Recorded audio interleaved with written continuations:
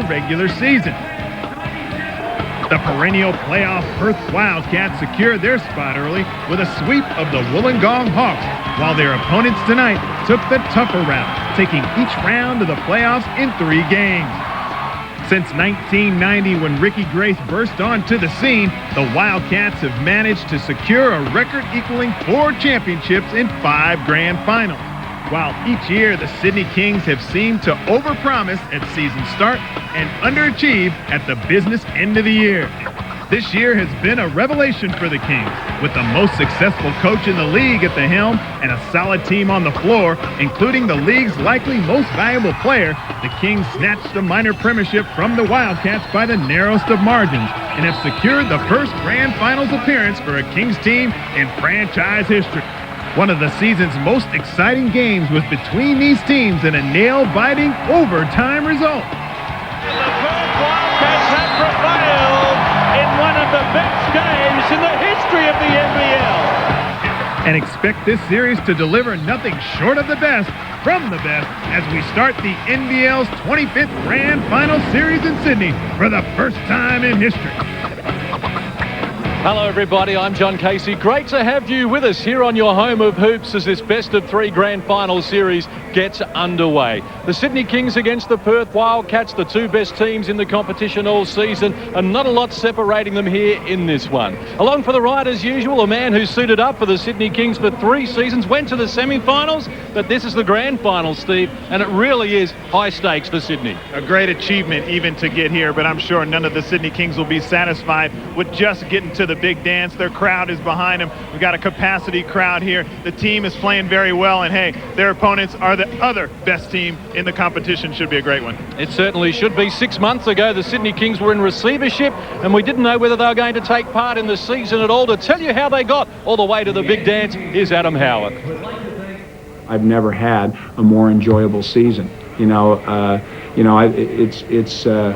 It's just been a blast, and it's only going to get better. And I hope I look like I'm having a good time, because this is as much fun as I've ever had, and I want to make sure I enjoy it. Come on!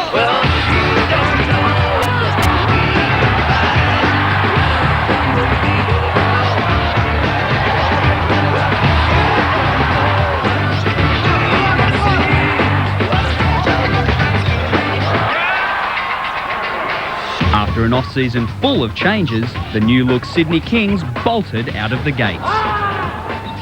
Sydney Kings fans are beginning to believe this just could be their time after a record-breaking 6th straight win to open the new NBL season. That club record was extended to 7 when the Kings brushed the 36ers aside, as they finally combined individual brilliance with the ability to score a high percentage shot during crucial points of the game. And he's done it again. The Sydney Kings' perfect start to the National Basketball League season has come to an end in a dramatic overtime clash with the Wildcats in Perth. After that first loss, Gorge was keen to stay positive. Right now, you're still in a situation where anything can happen. The teams are equal, and we've got 7 wins under our belt, and we've played 5 games on the road. So I think we're in pretty good shape. But as expected, the Sydney media saw it a little different, jumping all over the team they had just been pronouncing title favourites. After the overtime loss to Perth, the Kings ran into a hot-shooting Cannons outfit, and their second straight defeat again fueled speculation about old habits. We stunk. We didn't deserve to win the game, and we were bad. At the halfway point of the season, the team was in 3rd spot with 9 wins and 4 losses, losing away from the Kingdome just twice. On their home court, the team wasn't getting the kind of treatment their coach would have liked. He drove baseline, 2 free throws. He drove middle, 2 free throws. Shane came off that on ball, the whole crowd's yelling, bump, bump, bump, no free throw. Heading into the playoffs, the Kings sat behind Perth in 2nd spot for 5 straight weeks, timing their run perfectly and taking top honours with just 4 rounds to go. And they never looked back. Sydney Kings coach Brian Goorjian has rated winning the NBL minor premiership as one of the greatest highlights of his career. Sydney finished the season with 22 wins and 8 losses and entered the playoffs with a full head of steam. Meeting the Tigers in the first round, they were stretched to 3 games. Before the Crocs did the same thing. But in a spiteful series, the Kings advanced to the grand final for the first time in franchise history. And the team, you know, was put together in 5 or 6 weeks, and everybody is stuck together. And now, I mean, it's a story. If you go back, and I've been in the league for 15 years, I've never experienced anything like this. If you look at where it was and what it's gone through, there was some real special people behind the scenes that have made this thing happen. And I hope like hell they get a ring at the end of this thing. Yes, it's been a great 6 months for the Sydney Kings, but now uncharted territory, their first ever grand final, and in contrast to the Perth Wildcats, they are playing in their 7th grand final. They have a big edge in experience. Let's find out how Perth made it here to the big day. Don't show that one. You wouldn't know it by watching their coach, but the Perth Wildcats were the most accurate team in the league this season, from inside and out. No, you don't want nada. None of this. Six gunning this, brother running this. Buffalo soldier, look, it's like I told you. Any damsel that's in distress, be out of that dress when she meet Jim West. The revamped Wildcats jumped out early, and after 10 games, they had an 8-2 record.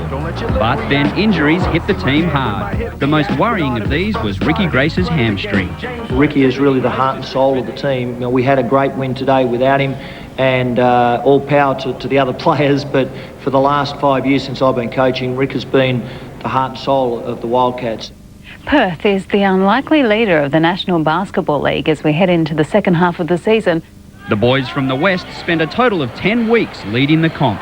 So, not surprisingly, confidence started to grow. I thought the first 3 quarters of tonight's game was the best that we've played for a long, long time. Our defence was awesome. The boys were diving on the ball. Offensively, it looked like every time we shot it went in. As the playoffs drew near, the Kings overtook Perth at the top of the ladder. But other accolades were soon to follow.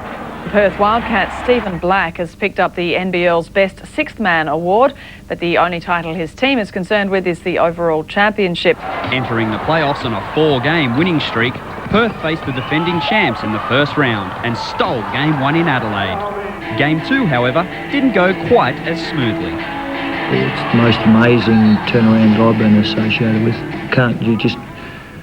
The errors we made in that last quarter, offensively and defensively, were quite mind-boggling. That record-breaking loss prompted questions from certain parts of the media. Questions their skipper didn't really appreciate. Last game, I heard some things I hadn't heard in the 14 years since I've been in Perth about this team, but you know, it's good to see we can respond to this challenge, and now there are other challenges. And so far, those challenges have been met. Moving through Adelaide into the semis, Perth swept Wollongong in 2 games, winning by an average of 30 points. So now only 2 remain. And if Perth can take their 5th title, they become the most successful NBL franchise this country has ever seen. Yes, the Perth Wildcats form is hard to fault coming into this grand final series. There is the road to the grand finals. The Kings beat Andrew Gaze and the Melbourne Tigers 2-1. The Hawks swept Townsville, although the Crocs got through as the lucky loser to the semi-finals. And Perth beat Adelaide 2-1. But the Wildcats, their winning margin in a 2-0 sweep of Wollongong in the semis is an NBL record of 60 points. And the Kings, well, the Crocs got 1 against them, and the Kings certainly do not want the Perth Wildcats to get a win here tonight and get this grand final series underway. When you speak about grand finals, well, you need to be able to play under pressure. You need to know what to do when it counts. And one man who has done it all in this country is Andrew Gaze. Back to 1993, needing to hit free throws to win the first ever championship for the Melbourne Tigers. And he held it together just long enough to get the Melbourne Tigers across the line. And we'll never forget these emotional scenes as a family that has given so much to basketball in this country was finally able to scale to the top of the mountain and claim the NBL championship for the Melbourne Tigers. They've won it since in 1997, and Andrew, good memories for you there. It is. I don't know whether I can talk now, Case. I've been emotionally affected after seeing that, but no, it is a great victory and a very important moment. The Kings haven't tasted it, but I think this time round it's their best opportunity to reach that peak in Australian basketball. Also joining us in commentary, Todd Lichty is going to be working the sidelines, and he has an update on the latest injury problems. Guys, the team's carrying the biggest injuries right now. That's Perth. Of course, Matty Burson, we've all heard about him. Bad ankle, won't suit up tonight, ran around a little bit, had some shots, couldn't count it. He looks good for Sunday, Perth is saying at this point. Ben Thompson has a very strained calf, right calf, that he hurt earlier in the season. He missed 2 or 3 games because of that calf. He has been a very important, although a small role player for this year, very important player for them off the bench. They will keep an eye on him throughout the game. The only injury really for Sydney is B.J. Carter, and he's somebody that really doesn't play much, though they are as healthy as they've been all year long. Now, both sides feel that defense is going to be a huge factor in winning this final. Hour ago before the game, Sydney had 5 guys getting massages at one time, really trying to get focused and get ready physically for this ball game, and Perth is really at status quo. You heard earlier Alan Black very happy with his team and their play. He really just wants them to keep their focus and their intensity. Case? Appreciate that from Todd Lichty. Let's find out from the experts. Steve, who do you think might win? Well, I think this home court advantage is really going to be a big thing here for Sydney. I think they're more desperate than Perth, because if Perth get this one, it'll be a sweep. But I think if Sydney get this one, it'll be a 3-game series. So I think it'll be Sydney. Andrew? Yeah, I have to go with the Sydney Kings. I think the momentum and this home crowd and the home court advantage. Well, it's a great atmosphere. This is the only place you'll watch the action live and exclusive. We'll be back with the opening tip right after this.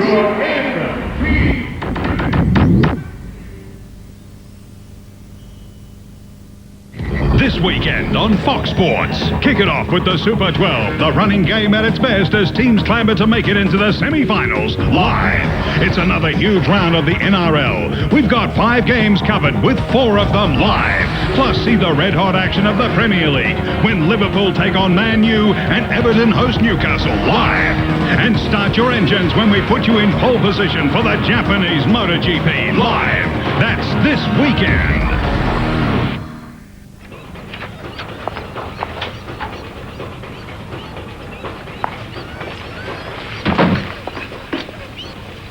Boys, where's Matt?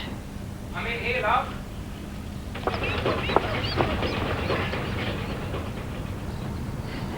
Corners were a bit tricky, but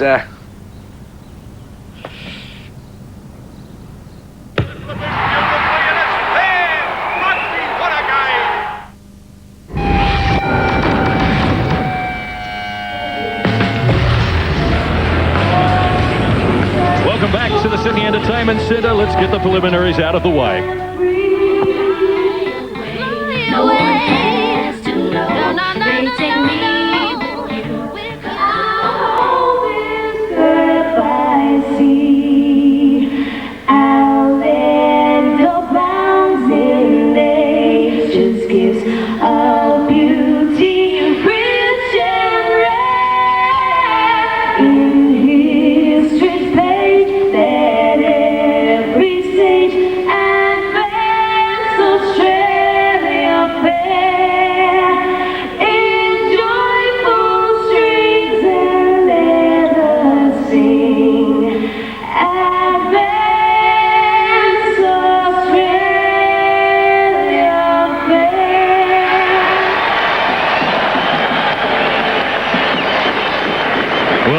Shakea with the national anthem here at the Kingdome in Sydney. The Sydney Kings embark on some uncharted territory as we check out the starting 5s for the Sydney Kings. And in the front court, Bradley Sheridan, first season with the Sydney Kings, Matty Nielsen, and of course everyone's favourite for the MVP, Chris Williams, an outstanding season he's had. In the backcourt, a dynamic backcourt led by Shane Hill. He'll put up some big numbers, but he's also the quarterback of his team and drives it all, and he's assisted in the off-guard position by Kavossi Franklin. And starting in the backcourt, in the front court for the Perth Wildcats, Rob Feaster, he's a go-to man. Brett Wheeler's been sensational in the playoffs, and Tony Ronaldson with all that playoff experience. In the backcourt for the Perth Wildcats, Ricky Grace and James Harvey, the hot shooting guard who's playing a lot of D. Let's check out the benches. For the Kings, it's B.J. Carter, Hudson, Stiff, he should see a lot of minutes. Michael Kingma, he comes on in garbage time. Gary Budnikov, great outside shooter coming off injury, and Ben Melmoth and Travis Lane. And Perth will go with Stephen Black, Ben Thompson, Sunday Adebayo, and Kemi Olawoyo. And of course, Matt Burston on the sidelines, but he will only play in game 2 and onwards after that. Our referees for this match, Ray Hunt, Roger Shields, Vaughan Maybury. More than 1,300 NBL games experience. Ray Hunt, 4-time referee of the year. There is Roger Shields conferring with the bench to make sure all is in readiness. 6 months of preliminaries are out of the way. The NBL Grand Final is set to go here on your home of hoops. Fox Sports live and exclusive coverage of the 25th anniversary season. Will Perth claim their 5th title, or will Sydney win their first? We are underway in the best of 3 grand final series. The Perth Wildcats, working to the left of your screen, have controlled the tip. And invariably, they get the ball to Rob Feaster early. He fires short on the rim, and the Sydney Kings, to the delight of the home fans, get up the floor quickly, and they start it with a dunk. An ominous sign for the Sydney Kings. Great start for the Kings, but it's going to be interesting to see how the Wildcats respond to a fairly easy semi-final contest. The playoff intensity from the Sydney Kings, and these games are going to be far greater than what they were against the Hawks. Ronaldson working against Chris Williams, handing off to Rob Feaster. Now Grace staring him down. Kavossi Franklin. Grace goes right hand to Wheeler. Tough shot, wouldn't tumble. Williams with the rebound for the Sydney Kings, his second in the match. And here they come again. Williams going for a huge one-handed dunk, is worried out of the points by excellent D from Brett Wheeler. Now Grace looking busy in a mismatch with Williams to the baseline, needs help. Feaster inside Sheridan, past Nilsson. The Perth Wildcats are underway. Ricky Grace having no trouble getting into the lane of the Sydney Kings defense. Couple of possessions there. Wheeler misses a duck. This time Feaster knocks down the medium range J.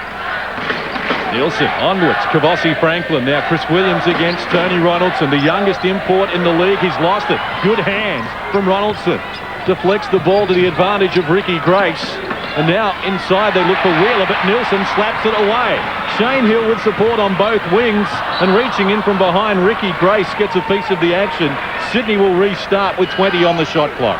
I thought that one could have gone either way. It looked like Shane tried to handle that thing after Ricky got a piece of it from behind.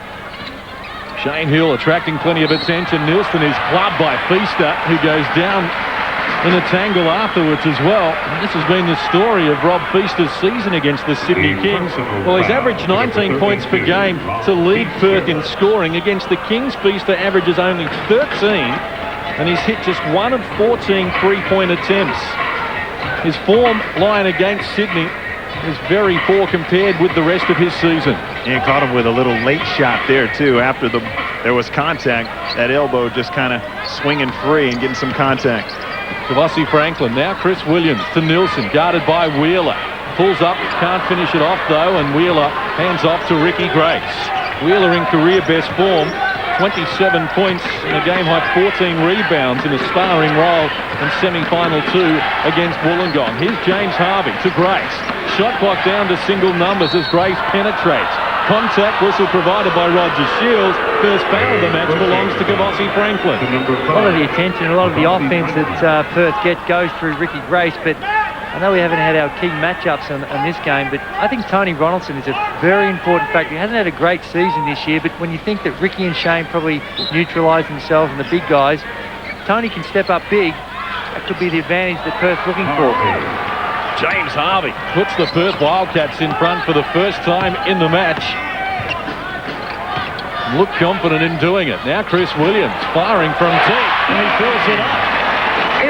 That completely changes the complex of this basketball game. If he starts knocking down three-point shots, they've got to get up on him, then they're susceptible to the drive. Bang.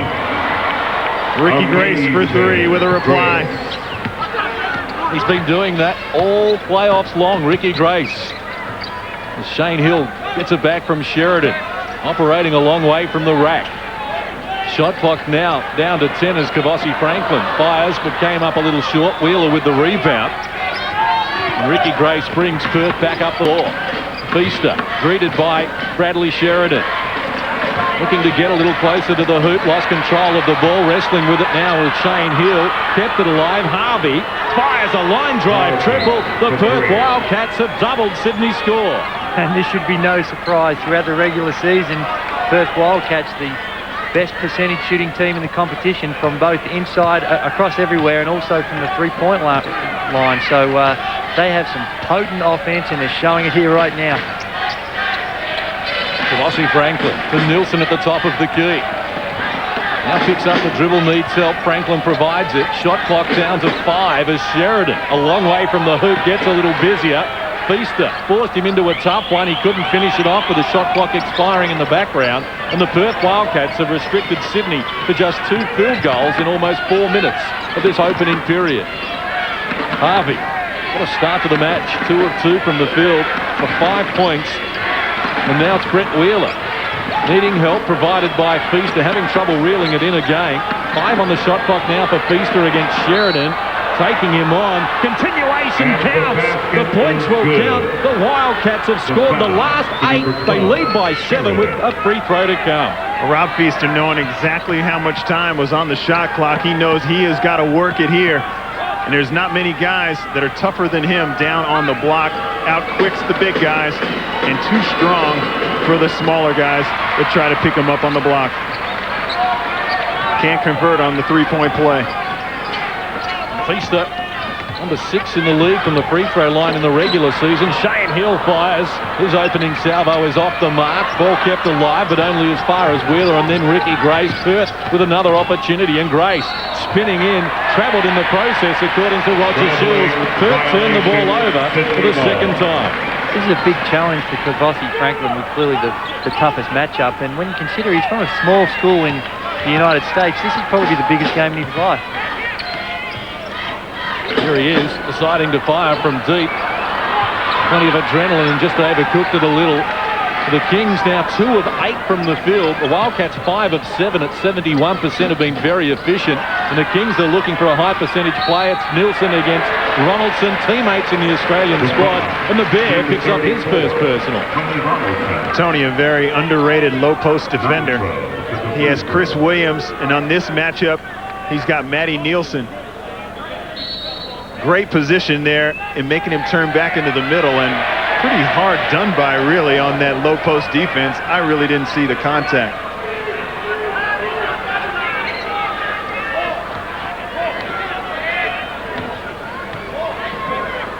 Matt Nielsen, former Rookie of the Year in the National Basketball League.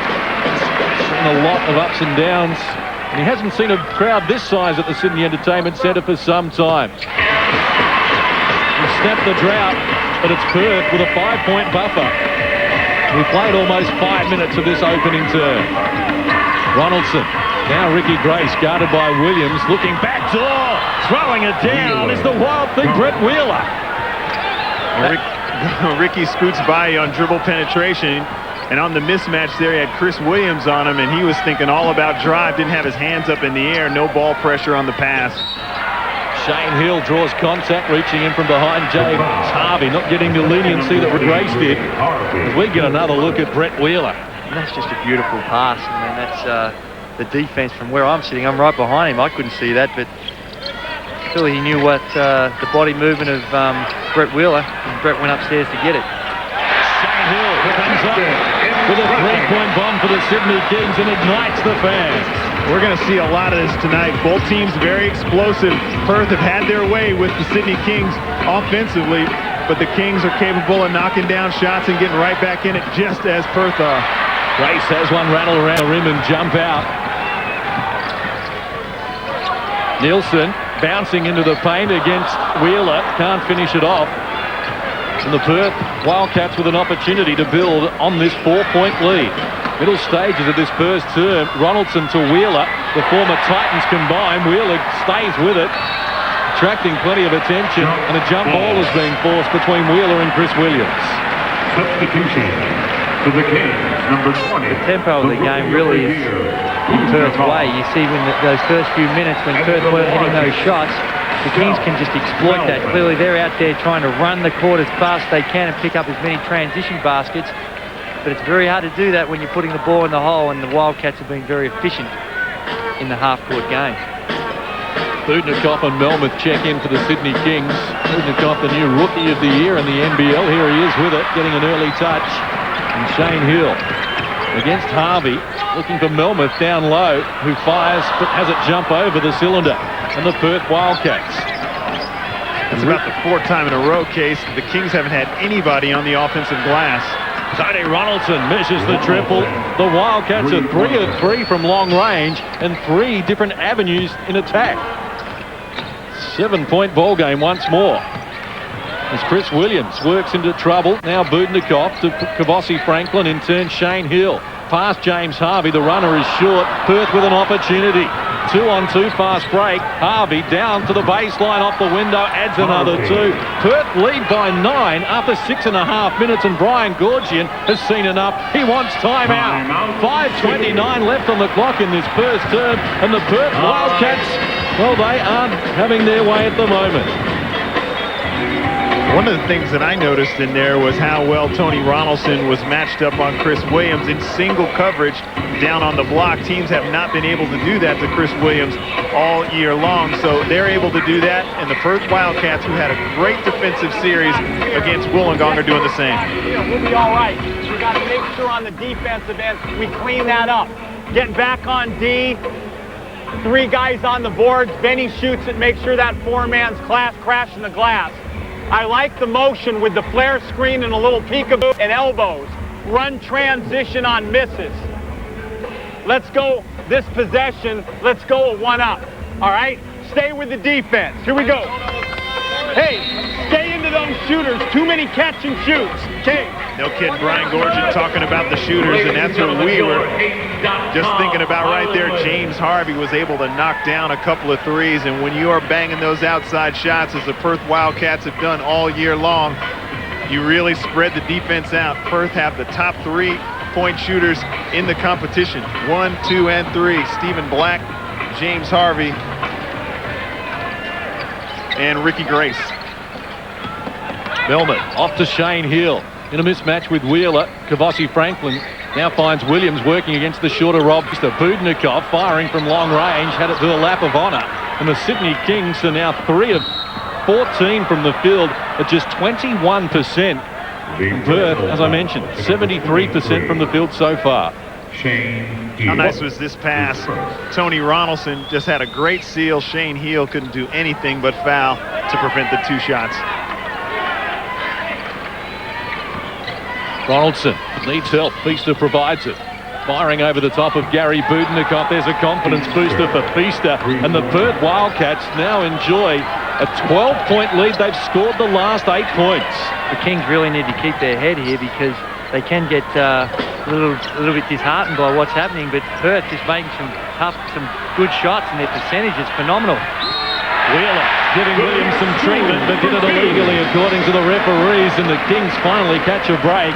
Williams will go to the free throw line. The Kings are lucky that they're not down by more. Perth playing a very efficient game, like you said, Andrew, and really get lucky here with a good defensive stance. Chris Williams making something out of nothing, as he's done all year long, gets his team just within reach. Guys, one thing Alan Black talked about at the timeout was a great defense. He's obviously happy about things, but good defensive boards. Right there, the first time Sydney scores is on offensive glass. Feaster looking busy against Gary Budnikov. It opens up. Feaster. What a match he is having. Rob Feaster now has 9 points to lead all scorers. Folks, this is not normal to be shooting at this rate. This is a phenomenal shooting display on a foreign court when you're away from home. Shane Hill fires from deep but can't finish it off, and Williams is there to keep it alive. Another opportunity. It's Kavossi Franklin to Gary Budnikov. This time he is on the money. The rookie of the year comes up with a 3. That's a big 3 for Budnikov, but Perth have done this all year long. Different guys have stepped up, and so far it's been Rob Feaster. Ball off of Brett Wheeler. Sydney Kings get it their way, get a big turnover. Less than 4 minutes away from quarter time. It's the Perth Wildcats enjoying a 9-point buffer at the moment. As Kavossi Franklin works into some space, fires over Ricky Grace, can't finish. Williams is there to keep it alive for the Sydney Kings, though. Just 5 field goals from 18 attempts for Sydney, as Williams, against Tony Ronaldson, decides to fire. Baseline was a good answer. And that's what a lot of teams do. They take the odds to Chris Williams hitting that perimeter shot. And tonight he's proving himself. and he should show us something special with the two-handed dunk on the breakaway. This is what they need to get the fans involved, get the emotion, and where they need to do it, it'll crank up their effort on the defensive end. Kings have scored the last 7. The fans are making themselves heard now. Feaster has Harvey available. This time it's a tougher shot, but he's still equal to the challenge, and James Harvey now gives Perth a 5 from 5 mark outside the three-point line. That was like Adelaide in Game 3 against West Sydney. Kavossi Franklin against Ricky Gray, stayed with it.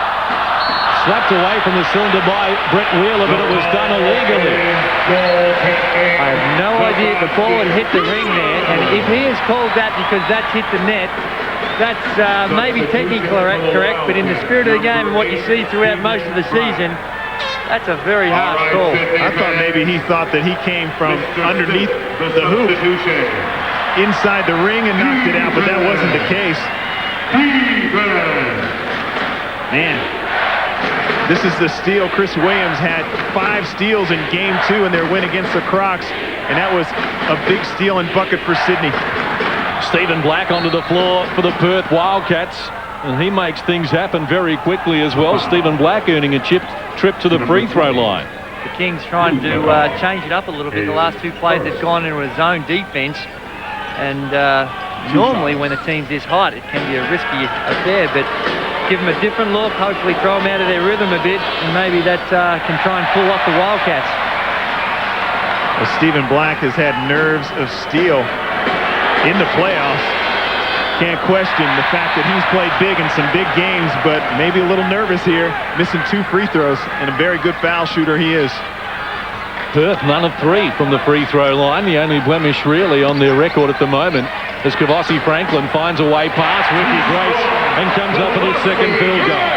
That's a sign of a player. He's missed a couple of perimeter shots very bad. Goes down, gets one in the block where he's a very good low post worker.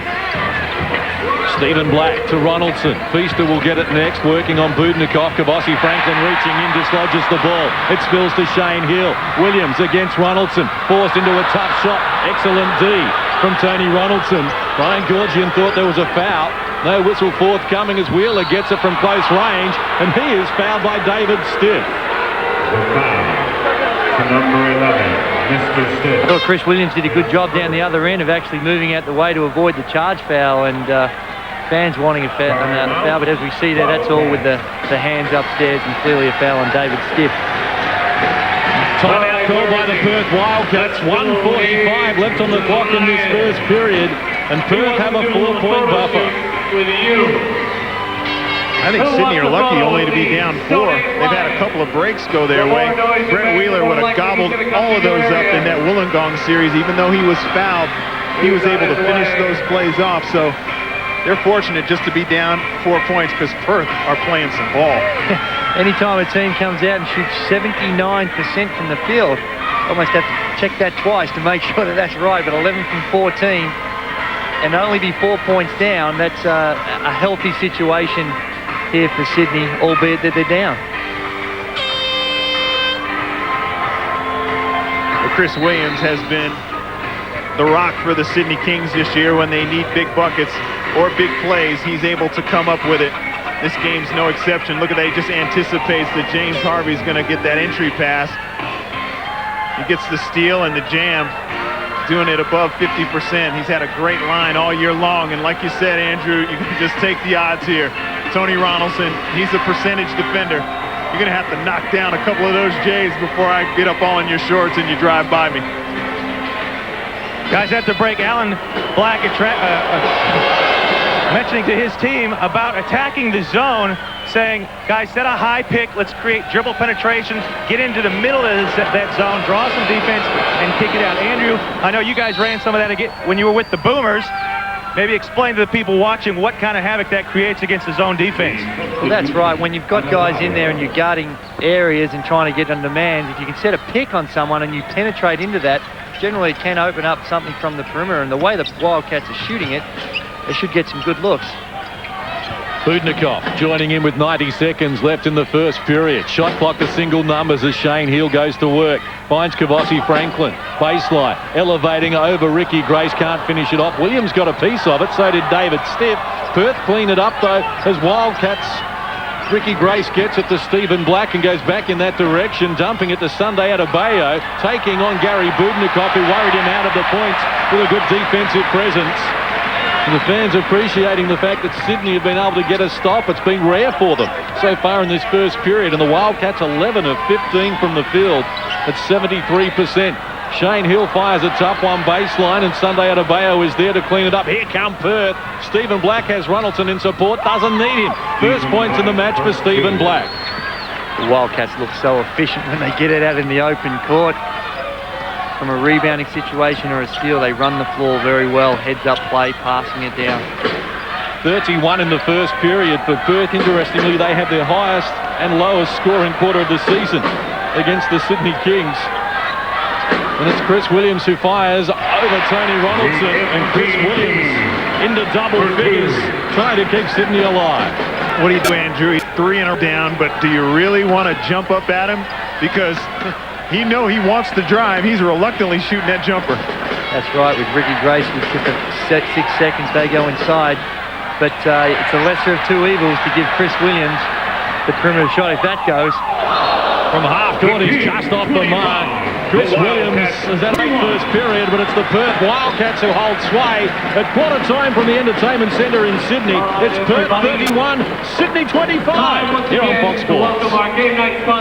You got to feel like Sydney are very lucky to be in this position when the team is shooting it at 71% from the field and you're only down 6. You got to feel like you've weathered that pretty tough storm as we check out the stats here at quarter time. And of course the most important stats, the Wildcats with a 6-point lead, and there it is, the shooting percentage, and that really is attributed to their lead. 36% for the Kings as opposed to 71%. That's way too much of an imbalance there for the Kings, and you know, a lot of it just comes down to some good D by the Wildcats too, because they're so good offensively. I think that sometimes they don't really look too heavily on their defense, but they're a very good defensive team. Everything else pretty evenly balanced there, and the turnovers again, the Wildcats 6, that'd be a little bit too high for them, but they give and take in that. You got to take the good with the bad with the way they play and some of the shots that they take and the way they push it up the floor. That there's always going to be a pretty high, a little bit higher turnover rate than some of the other teams in the competition. So the Sydney Kings taking good care of basketball. That's probably about the only really good thing that happened for them there. That just a little bit tentative, but they're just shooting the eyes out of that thing. James Harvey and company. James Harvey's 2 for 2 outside the arc, 4 for 4 overall, and you can't really blame too many guys. This is the one where Rob Feaster was able to muscle the basketball away from Shane Hill. You knew that was going to happen. He looks like he spends every waking hour in the weight room. Ricky Grace this time distributes the basketball to Harv, and that's the way you were talking about him, Andrew, on how efficient they are. When you make a mistake, they make you pay. That's right, and from steals, or even if the team misses the shot from a rebounding situation, they get it out. And with guys like Stephen Black and Ricky Grace running the show, you can see why they are so good at the transition game. But Chris Williams, he has shown us something special here tonight from the perimeter. I think the Wildcats are taking the odds, like we said, and the lesser of two evils is to try and have him shooting it from the perimeter, particularly from the three-point range. Chris Williams has been spectacular in all departments, but his three-point percentages this year is pretty ordinary.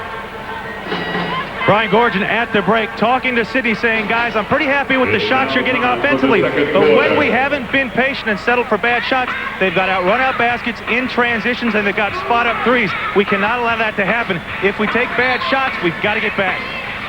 Underway term number 2 from the Entertainment Centre in Sydney. The Wildcats looking to build on a 6-point buffer. Have controlled the tip, and it's Stephen Black looking for Harvey, who's 4 of 4 from the field. James Harvey is on fire at the moment, takes Sheridan on, forced into error, and now it's Kavossi Franklin with 2 to beat. Excellent job from Ricky Grace to swat the shot away, and Perth hurry back in the other direction. Ronaldson down low, working on Matt Nielsen. Hook shot from Ronaldson was ambitious and unsuccessful. Sunday Adebayo kept it alive though, showing that he can get the job done in the absence of Matt Burston, as Ricky Grace penetrates with some problems but goes on with the job. Hard off the glass, it's Chris Williams who puts a stop to it with his 7th rebound.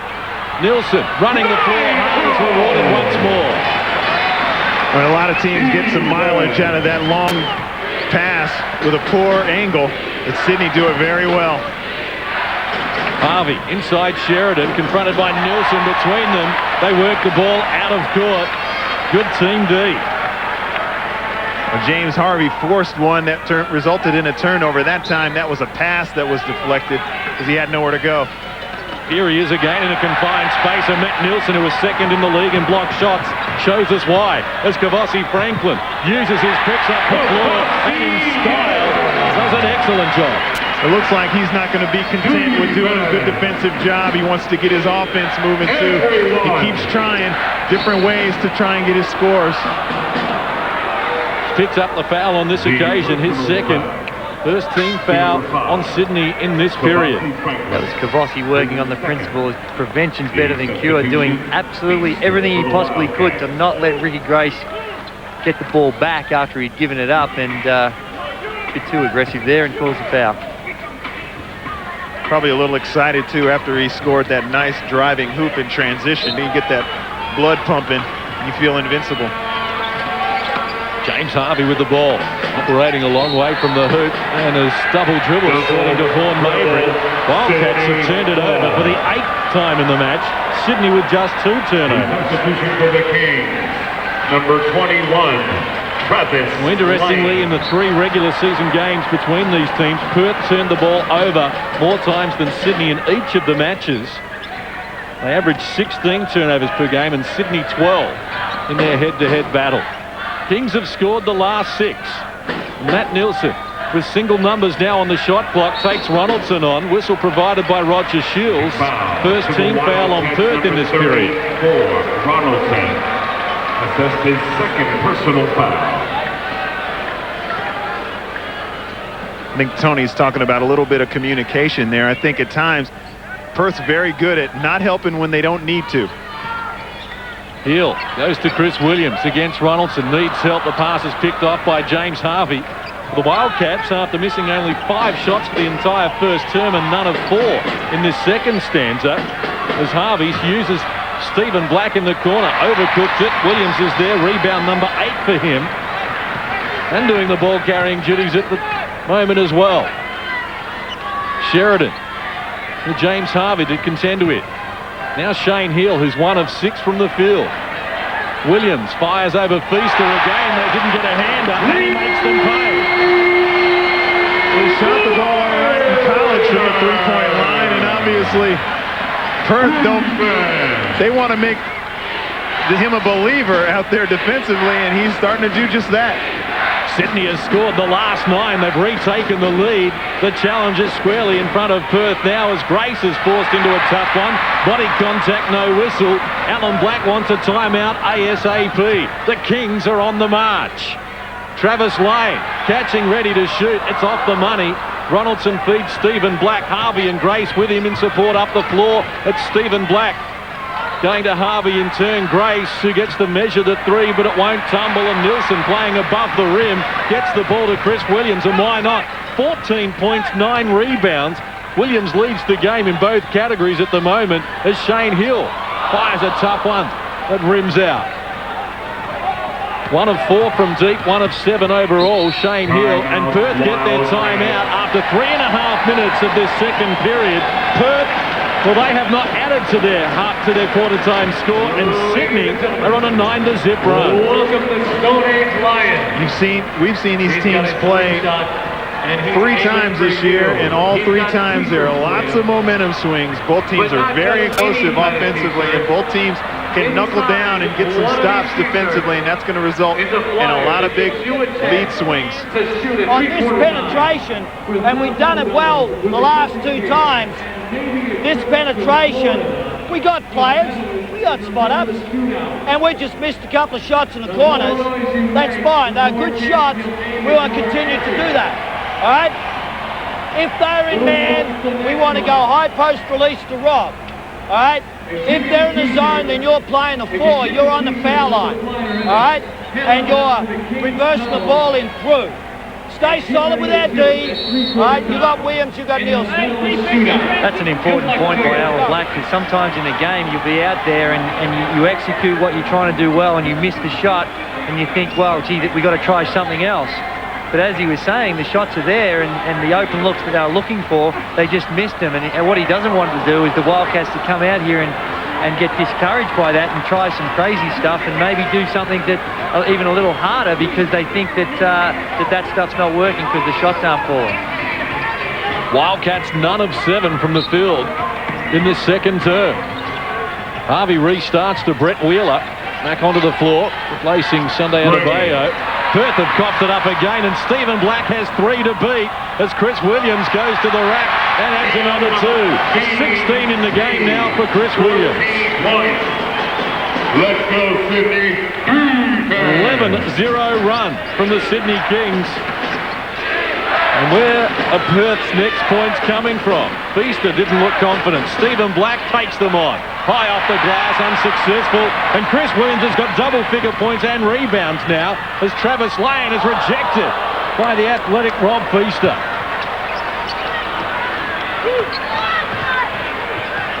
Stephen Black. Now Rob Feaster to Ricky Grace. They need some points. Ricky goes to Brett Wheeler, working on Nielsen and others, forcing his way down low. He's off to the free throw line.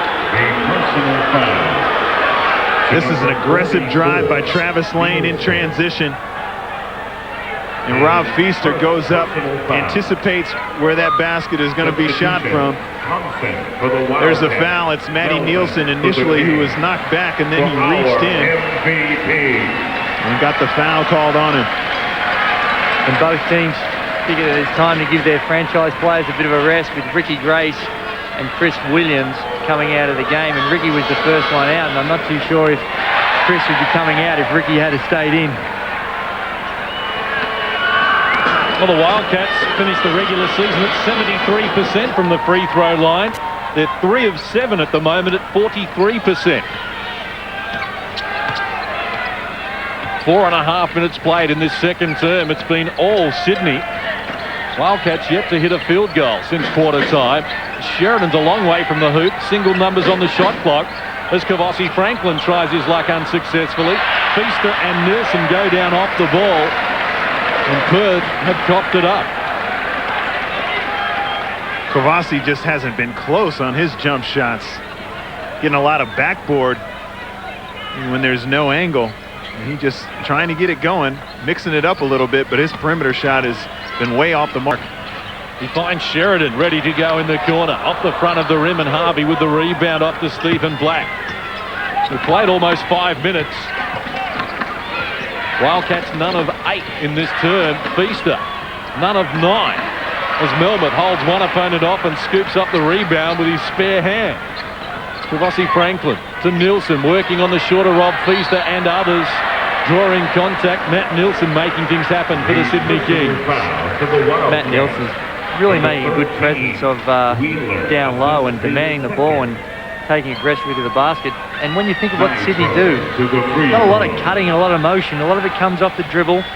And when they do get to the cuts, it's when they get it inside. Their major objective is to dribble it off, looking for the jump shot or pound it inside.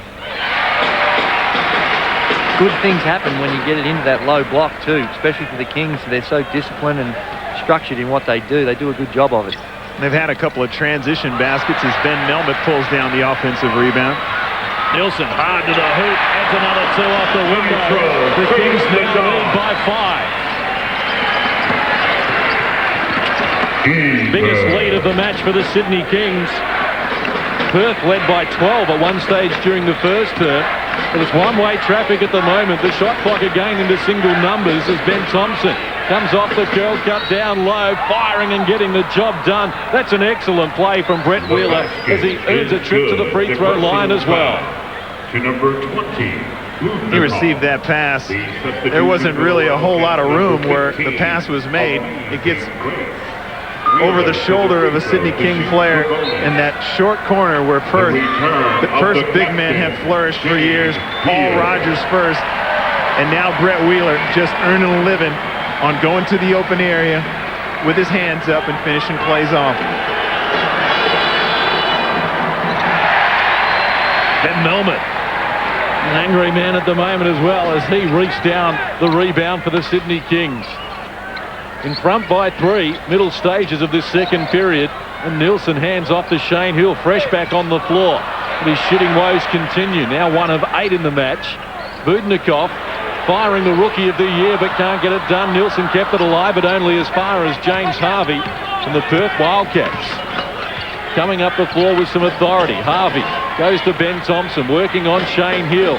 Now retreating away and needing some support as well. Shot clock down to 10 as Feaster fires against Matt Nielsen. Caught the back of the rim though. And the Perth Wildcats are 1 of 11 from the field in this second period. Sheridan takes it from Matt Nielsen. Melmoth posting up Wheeler. Now getting down to the baseline. Tough shot, wouldn't tumble. Tip in from Nielsen wouldn't work either. Grace keeps it alive to Ben Thompson, but he's copped it up.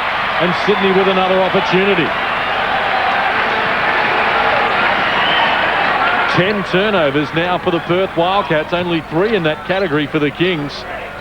As Ben Melmoth fires, 3 bumps on the rim, but no reply for him. And Grace gets it eventually. Little over 5 minutes left until half-time. Ricky Grace with his penetration draws a foul on Sydney. It's going to be their 4th team foul in this term.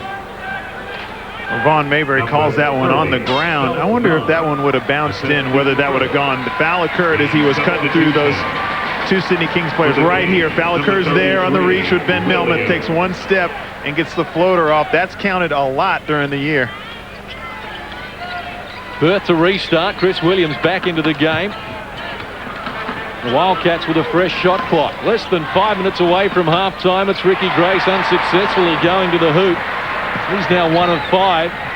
So the 2 respective point guards not having all their way at the moment. Ben Melmoth, maybe not the prettiest play we've seen, but it's effective as the Sydney Kings again enjoy a 5-point buffer. Let's go, Sydney. Harvey, the pass was a no-looker. It ends up out of court. And the Perth Wildcats have big problems in offense at the moment. Well, we saw Brendan Joyce sitting in the stands a little bit earlier. He's got to be thinking, where was this when we played you in those 2 games? Their play was flawless in those 2 games against Wollongong. Shane Hill takes it from Chris Williams. Shot clock down into single numbers as Melmoth against Wheeler. Teammates in the Australian squad, and eventually Ben Melmoth stays with it and did a good job of it. Now it's the Wildcats' turn to see how they respond to a little bit of heat here. Kings having no trouble at all each time down the floor, finding good scoring options. This Feaster wheeling and dealing in the paint, comes up with the goods. He's into double figures and has 11 to lead Perth. Both of these teams, when they're weathering a storm, it's an unbelievable catch. Melmoth from close range to finger roll, climbs over the front of the rim and tumbles for Big Ben Melmoth. As I was saying before, it's been all one-way traffic for Sydney, but Perth have done a good job, even though they're not hitting shots, to stay in the game. Feaster inside for Ben Thompson, surrounded. The open man is Wheeler, just couldn't finish it, but he earns another trip to the free throw line. There is 3 of 5 at the moment. And not renowned for being one of the best free throw shooters in the competition, as we see about there. But down the other end, the Kings are doing a great job of getting the ball inside, either via the pass or the penetration. And when they get in that low block, in the first quarter, the Wildcats were preventing the ball from getting in there. Now that it's getting in there, the Kings' offense looks totally different. Brett Wheeler's been to the free throw line more than any other player during the playoffs.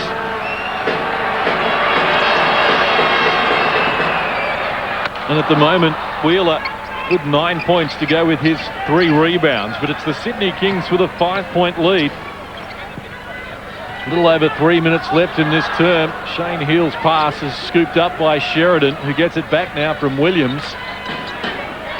Kavossi Franklin, guarded by Stephen Black. Sheridan. Shot clock now down to 5. Chris Williams against Ronaldson wants the baseline. Nice dish to David Stitt, who gets his first points and a chance at a 3-point play. Oh, the good players adapt so well. Chris Williams has had a couple of drives where they've gotten into his legs just outside the key.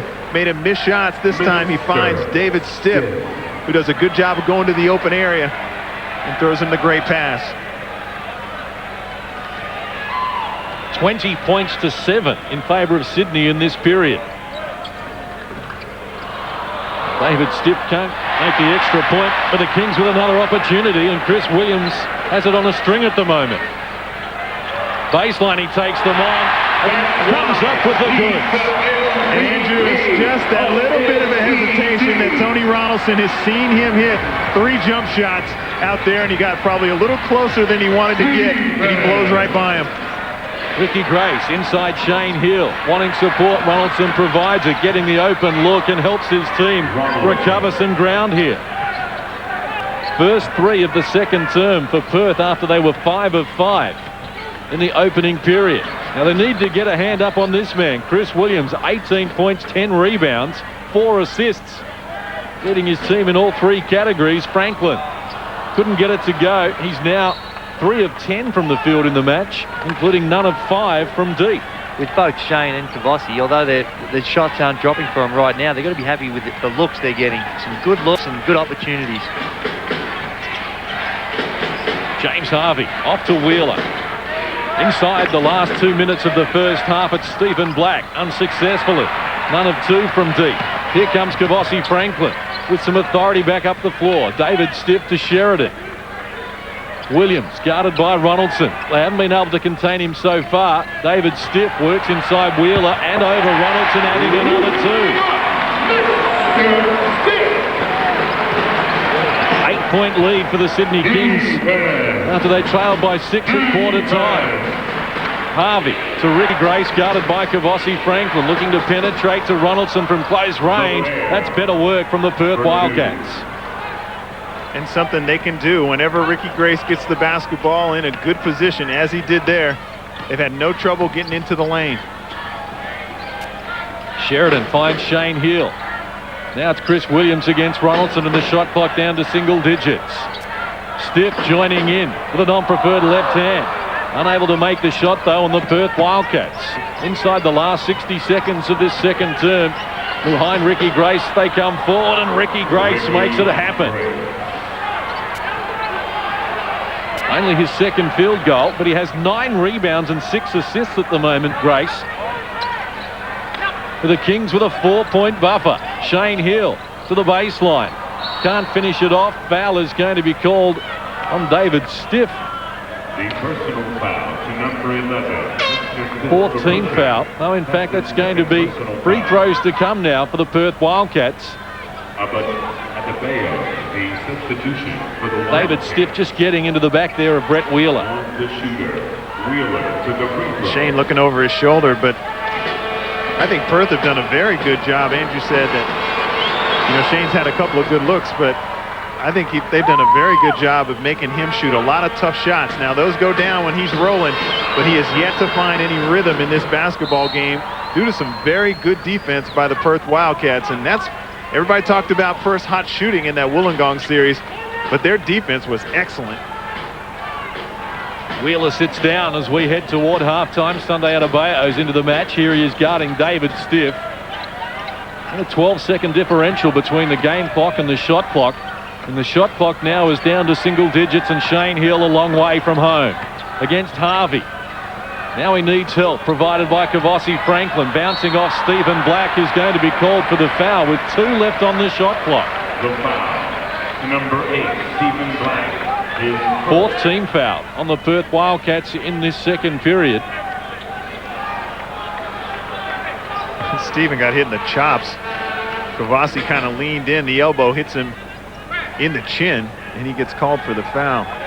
Well, you get dirty when the initial contact, Kavossi trying to turn the corner, then he was pretty much straight up on that D. Kings reach the half century with a 3-point lead. Last play of the first half. Ricky Grace against Kavossi Franklin and others. Now Ronaldson looking to penetrate, needs help. Stephen Black provides it, the best in the country. Can't finish it on this occasion, however, the Sydney Kings, and wrestling with it Sunday at Abeo for Perth. But at half-time, it's the Sydney Kings who have their noses in front. At the major break from the Entertainment Centre in Sydney, it's the Kings 50, Perth 47, here on Fox Sports. Andrew Gaze is standing by with the Kings skipper Shane Hill. Take it away, Drewy. Hammer, interesting first half there. Bit of a slow start, but you seem to have found your way. Yeah, we couldn't stop at the start of the game. I think they had like 35, 37 points in the first quarter. Too many, but we fought our way back and we gained a bit of momentum. What do you think the key is for the second half to get this win? Again, just pressure on defence, and I need to start hitting a few shots. We probably have a bit better lead if make a few open ones, but I think we'll be right in the second half. Good luck, Hammer. Go to work. Well, it's an interesting first half. A lot of lead changes, some swings, but we'll see how it all pans out after the break.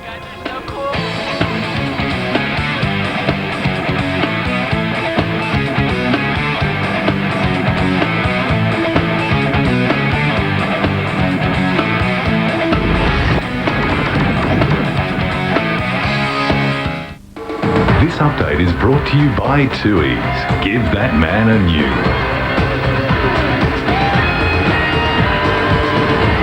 Updating Fox Sports News, Australian fast bowler Glenn McGrath has arrived home from the West Indies after leaving the tour because of his wife's medical condition. McGrath has issued a statement saying his wife Jane has a secondary cancer in her hip, and he arrived at Sydney Airport a short time ago. His replacement, Brad Williams, leaves for the Caribbean tomorrow. Details on the late edition of Fox Sports News tonight at 10:30. Hi. Mind if we join in? Sure, but it's serious. We're playing for beers.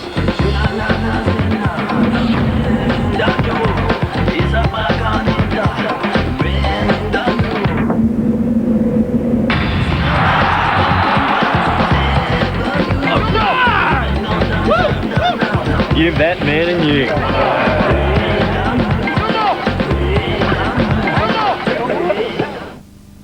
This weekend from the Premier League, the action kicks off Saturday night at the earlier time of 9:25. Two of the most successful teams in English football come face to face. Julia's Reds want to down their bitter rivals at Old Trafford, but Fergie's men will be keen to do the double for United as the two Red Armies collide. Then at 11:55, Taylor's Villains are at home against league leaders Arsenal. We'll have all guns blazing at Villa Park. Oh, that's class. Monday morning, Newcastle's greatest ever marksman will look to fire again at Goodison. Can they contain Everton as they unleash their young gun, who's totally committed to the cause? Next up, Tigger's Fulham go head-to-head with Blackburn Rovers as the action continues on Tuesday. Oh, wonderful! Saturday night, 9:25, Man United Liverpool, followed by Aston Villa Arsenal. Monday, Everton Newcastle, then on Tuesday, Fulham Blackburn. This is the place to be for the premier class in motorcycle racing. Here we go. What a move from Alex Morris. This Sunday, catch all the action from the opening round of the 2003 MotoGP. He's making his move. What a race to have on our hands here. Exclusively live, round one of the MotoGP from Suzuka, Sunday at midday, Fox Sports 2.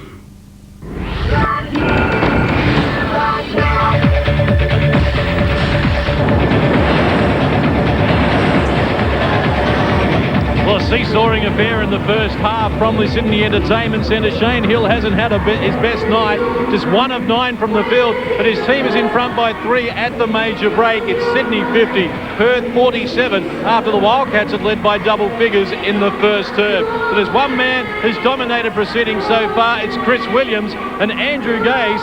What a job Chris Williams has done. He's been very spectacular, particularly on the offensive end. He's been able to find different ways to get to the basket and get some good scoring opportunities.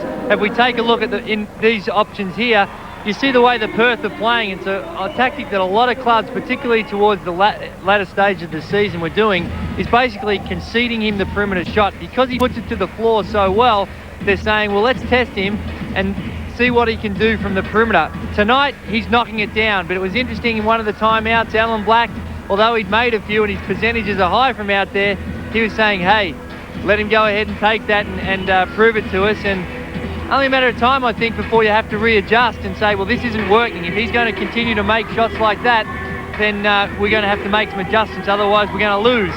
So, you don't mind going down, but you don't like getting beaten the same way twice. And definitely with what Chris Williams has done from the perimeter, the Wildcats have to seriously look at their tactics. And of course, it's not only Perth that have troubled containing Chris Williams this season, but he has led the Sydney Kings in scoring in all 3 matches against Perth this year. They must be scratching their heads at half-time, Perth. What are they going to do? Well, that's right, particularly when you take the odds and you say, well, let him prove it from the perimeter, and then he goes ahead and does that. You go, gee, what have we got next? But, I think that it's something that you can't just point to one individual. With Chris Williams, he's such a all-round player. It's something you have to do collectively. We saw in the semi-final series with Townsville, they had some limited success going into a zone defence. It's not something that Perth don't play a lot of zone, but it's something that they may have to consider if Chris is on fire like this. And I guess also with Shane and Kavossi perhaps struggling a little bit from the field, then maybe a zone where you pack it in and you concentrate and put a man and a half on Chris Williams and make sure you're aware of him wherever he is, then maybe that's something they need to look at as well. All right, Drury, appreciate your comments. Andrew Gaze is destined for the NBL Hall of Fame. But let's tell you about the Hall of Fame that has happened this season. An exclusive for Fox Sports, we can tell you that the latest additions to the NBL Hall of Fame, Danny Morso, and look at his record, one of the greats of the NBL in more than 200 games. Also played for Australia. In the inaugural season, he was with St Kilda, 1979, when they won the championship, and finished his career in the late 80s with the Brisbane Bullets. But we salute Danny Morso, who is now into the NBL Hall of Fame. And of course, also joining him this season is going to be the Iceman, Daryl Pearce, who was a member of our commentary team in Adelaide last season for the grand final. Well, he is now one of the all-time greats as well, and what a record he had. 374 games. He finished his career at 41% from three-point territory. That gives you an idea of what a sharpshooter Daryl Pearce was, a championship winner with Adelaide and a championship winner with North Melbourne. But here's the glory days of the Iceman from the Apollo Stadium in Adelaide, and he was able to do this for his entire career. Difficult to guard, and I know that he is going to be absolutely thrilled to be included in the NBL Hall of Fame. He becomes the 10th player to be inducted into the NBL Hall of Fame, and maybe getting some shots away here over Steve Carfino and over Andrew Gaze. And he was always pretty to watch, an entertaining and exciting player. And Daryl Pearce, we salute you, and Danny Morso, as you are inducted into the NBL Hall of Fame. And one would suspect that it's can only be a matter of time before Steve Carfino gets his call up. You've been overlooked again, Steve, but I can guarantee you at Fox Sports you're in our Hall of Fame. Thanks, Case. Well, I got to tell you, I'm working harder for it than any player has ever worked because, I'm singing national anthems. I've been the mascot. I've gone out and done a few dance routines. Whatever it takes, Case, I'm going to do it to try and get into the Hall. I saw you sweeping the floor before. That's right. I'll do it all. Nothing I won't do. We'll keep working on that. Well, Matt Nielsen is a player who can do it all as well. And for the Sydney Kings here, well, he's been important. 9 points to half-time. How many times is he the first player up the floor, though, Steve? He's 6'10". He can run the floor. He can do just about everything. He's a player. I don't know if there's anything he can't do. I'm not sure what it is. He can hit the medium range jump shot, runs the floor, plays the D, blocks shots, can put the basketball on the floor and create space for himself. He can do it all, and he's done it for the Sydney Kings this year, and one of the reasons why they finished on top of the ladder in the regular season. Well, the big problem Perth have at the moment, apart from Chris Williams, is the turnover count. Let's look at the numbers to half-time, and they will show that the turnover count at the moment, Perth 12, Sydney 3. And I think that was the difference. Perth were getting open shots and knocking them down. I don't think it was a coincidence that they went cold in the second quarter. It was because the Sydney Kings, if they weren't getting steals, they were getting lots of deflections, and that's what Brian is always clapping his hands about when his teams are going out there and getting it done on the defensive end, getting deflections, getting offensive rebounds, and getting to loose balls, and that was the difference in the game right there. 12 turnovers, and the Perth Wildcats take very good care of the basketball. They were playing so efficiently in the first quarter, and the Sydney Kings defense really turned it around and got themselves back into the game. And Sydney have taken 20 more shots than Perth to half-time. If those numbers were to continue, then it would be 40 shots the difference, and you would think Sydney would get across the line. But Chris Williams is a star with 18 points, 10 rebounds, and Matt Nilsson next best with 9. Wheeler has 11 for the Perth Wildcats, including 7 in the second period. And Rob Feaster, well, he had 9 at quarter time, now has 11. And James Harvey, who hadn't missed a shot in the first quarter, did not add to his tally there in the second term. Well, Rob Feaster can get it done in so many different ways. That time he goes to the block, he scores, and he's fouled. This time he pulls up for the three-point shot. Always a threat to put the basketball on the floor and get his strength, get those shoulders around you, and you're always hesitant of that. So then those one-bounce dribbles, get into the lane. Look at that, he uses his strength on that one, and he can score so many different ways. Just as comfortable down on the block, taking advantage of somebody that's slower or somebody that's smaller down on the block, as he is out on the perimeter, out on the wing, putting the basketball on the floor, whether he's hitting a jump shot or finishing shots in the lane. He is a prolific scorer. Well, let's have a look at who's hot in this game and who's not. Of course, Shane Hill has had a lean night shooting-wise, just 1 of 9 from the field. And, well, as you can see, Rob Feaster, very efficient, 5 of 8. Very efficient, 5 of 8 from the field at 63%. Not really going to the glass like Rob Feaster can, but just like Perth have done all year long, they get somebody hot whenever they need to, whether it's Rob Feaster, Matt Burson, Stephen Black, Ricky Grace, Brett Wheeler. Whoever needs to get it done on the night, they seem to be able to do that. And tonight it's Rob Feaster in the first half. The Wildcats with 6 scorers at the moment. The Sydney Kings have 7 on the score sheet so far. We've been impressed again by Ben Melmoth coming off the bench for the Sydney Kings when they needed someone to stand up. Well, that's true. I mean, they have that luxury. They have David Stiff on the bench. They have Ben Melmoth. And Brian Gorgian went to Ben Melmoth early as he went into the basketball game. He's pulling down rebounds. Also very aggressive. He wanted the basketball down on the block. He got it. Even when plays didn't flop for him, he lost control of the basketball. He stuck with it, hit a tough jump hook early in the basketball game, got himself going, and he really has made his success in this basketball game by effort. And once he got that, got his confidence going, then he started knocking down shots. Well, Todd Lichty running the sidelines for us is standing by. He has Alan Black to tell us about the first half. Alan Black, it's basketball, not science, but how do you explain the difference between the first quarter and the second quarter? I thought that they cranked up their defense. The zone hurt us a little bit, and we didn't shoot the ball well. You know, we shot the ball sensational in the first quarter and just weren't able to keep that up. Chris Williams, really the only player for Sydney operating efficiently at the offensive end. How do you slow him down? Well, we've been giving him the outside shot. We'll probably continue to do that. He's hit a few, but we think he's still tougher in the paint than on the perimeter. So, you know, maybe that's hurt us early, but I think it's also kept him from bringing other people into the game. Thanks, Alan. Good luck in the second half.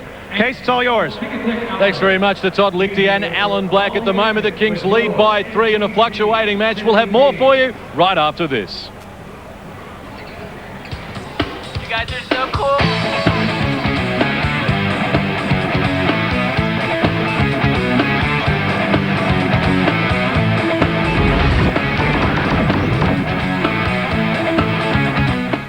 Vodafone Super 12 this weekend from 5:30 Friday, a spectacular doubleheader. After a 1-point loss last weekend, the Hungry Highlanders will be out to beat fellow Kiwis and informed comp leaders, the Blues. Then at 8, the Reds batten down against the Hurricanes. Buoyed from a gutsy victory over the Waratahs, the Reds' form must continue to calm the Hurricanes' fury. Saturday at 7:30, the Waratahs are at home and desperate for a top 4 place. But will the confident Crusaders kill their craving? Then at 11, we go to South Africa, where the fully charged Bulls face fellow countrymen, the Stormers, for a Super 12 clash with clout. Sunday afternoon at 4:30, the Brumbies will hope to regain their winning form when they host New Zealand's Chiefs. Friday from 5:30, Highlanders Blues, then Reds Hurricanes. Saturday, 7:30, Waratahs Crusaders. Then the Bulls Stormers at 11. Sunday, 4:30, Brumbies Chiefs. Vodafone Super 12 this weekend. Double up your rugby league action on Sunday. Don't miss the Warriors in South Sydney at midday. At 2:30, the Sea Eagles and the Tigers live. The New Zealand Warriors will be on home turf and keen to roast the Bunnies. South's coach Paul Langmack keeping his team on the hop. Here's the Rabbitohs. The Manly Sea Eagles are at Brookvale Oval, with coach Peter Sharp promising the West Tigers a whole lot of heartache. Midday, the Warriors and Souths. Live at 2:30, Manly versus the Tigers. Sunday, Fox Sports 1.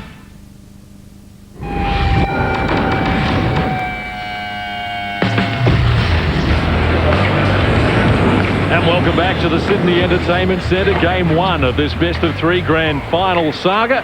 And the Sydney Kings with their noses in front, 50-47. With plenty of work to do. Perth dominating the first term. They led by as many as 12 at one stage, and Sydney's biggest lead, and they made it out to a 9-point buffer with 3 minutes left in the second term. And Perth managed to hold them in, and just a single basket separating these teams at half-time, which isn't surprising when you consider in 2 of their 3 regular season matches there was overtime and then a basket separating them the last time that they met. But this has not been a happy hunting ground for the Perth Wildcats. They haven't won here in 5 games, stretching back over 3 years. And Todd Lichty was listening in with the Sydney Kings. What can you tell us, Todd? Brian Gorgon at the timeout, just before we came back on the court, guys, got the team in a huddle, looked everyone in the eye, said, guys, this team has got heart and character. Look around at your teammates. We're going to come out in the second half and play our asses off and not let up one bit. Case? Thanks very much, Todd. Sydney Kings back to their original 5. Likewise, the Perth Wildcats go to their original starters. They've cleared out, and Matt Nielsen winning the tip. The Kings control it for the first time in the match, and Shane Hill brings it up to Kavossi Franklin, guarded by Ricky Grace.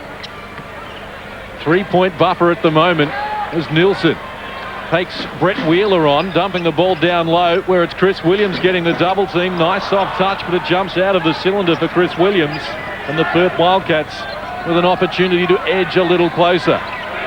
Feaster to Brett Wheeler. Now Grace at close quarters, guarded by Kavossi Franklin. Whistle off the ball provided by Ray Hunt. Foul is on Shane Hill. It's his second personal, first team foul since half-time. And although Kavossi and Shane never shot the ball really well in that first half, you hope they don't go gun shy, because they need their perimeter presence.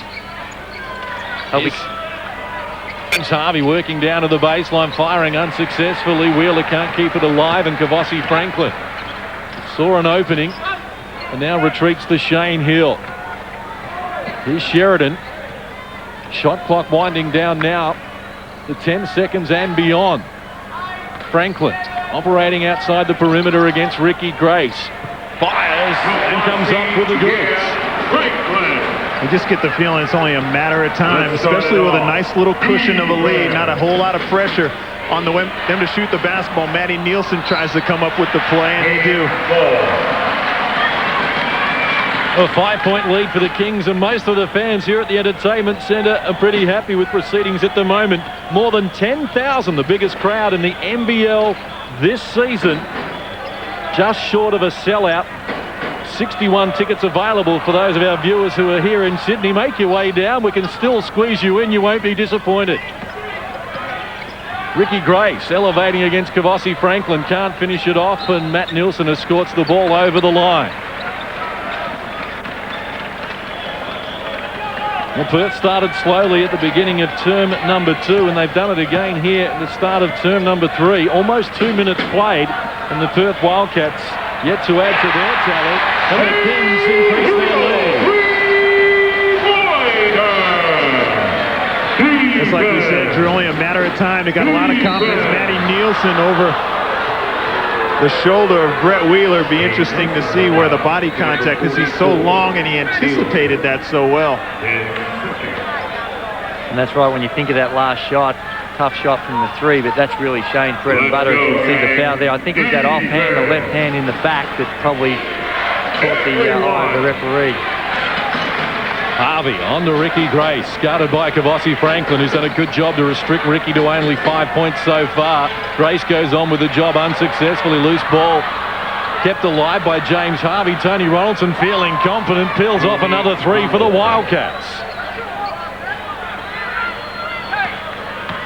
Got a little interesting matchup going. Ricky Grace and Kavasi Franklin. Kavasi having plenty to say to Ricky on that last drive. Williams finds a path to the hoop past at least 3 defenders. 20 in the match now for Chris Williams. Next best score is 11. A dominant display from the man anticipated to capture this year's MVP. Harvey to Wheeler, working on Nielsen. Appeared to be contact. Wheeler almost losing balance as well. He'll go back to the free throw line where he's 7 of 9. Wheeler has taken more free throws than the Kings have as a team. Let's see where the contact occurs. It looked like he just stepped on his foot. The pushing foul was on Matty Nielsen. I know, Andrew, you're pointing out where the contact occurred, but if he didn't step on his foot, that's no call. Yeah, you're right. Definitely when you go off balance like that, it catches the eye of the referee. And that probably is the thing that did Matty Nielsen in more than anything. Wildcats just 50% from the free throw line, 7 of 14. Sheridan goes to Matt Nielsen. Shot clock inside of 10 seconds. Nielsen stripped of it by Feaster and now fouled by Brett Wheeler. The Wildcats. It's not getting the bounces, Perth. That's a good defensive stance right there. He gets the piece of the basketball. Ball going back to Matty Nielsen, and Brett Wheeler with the forearm in his chest. Fresh shot clock for the Kings. A little over 3 minutes played, term number 3.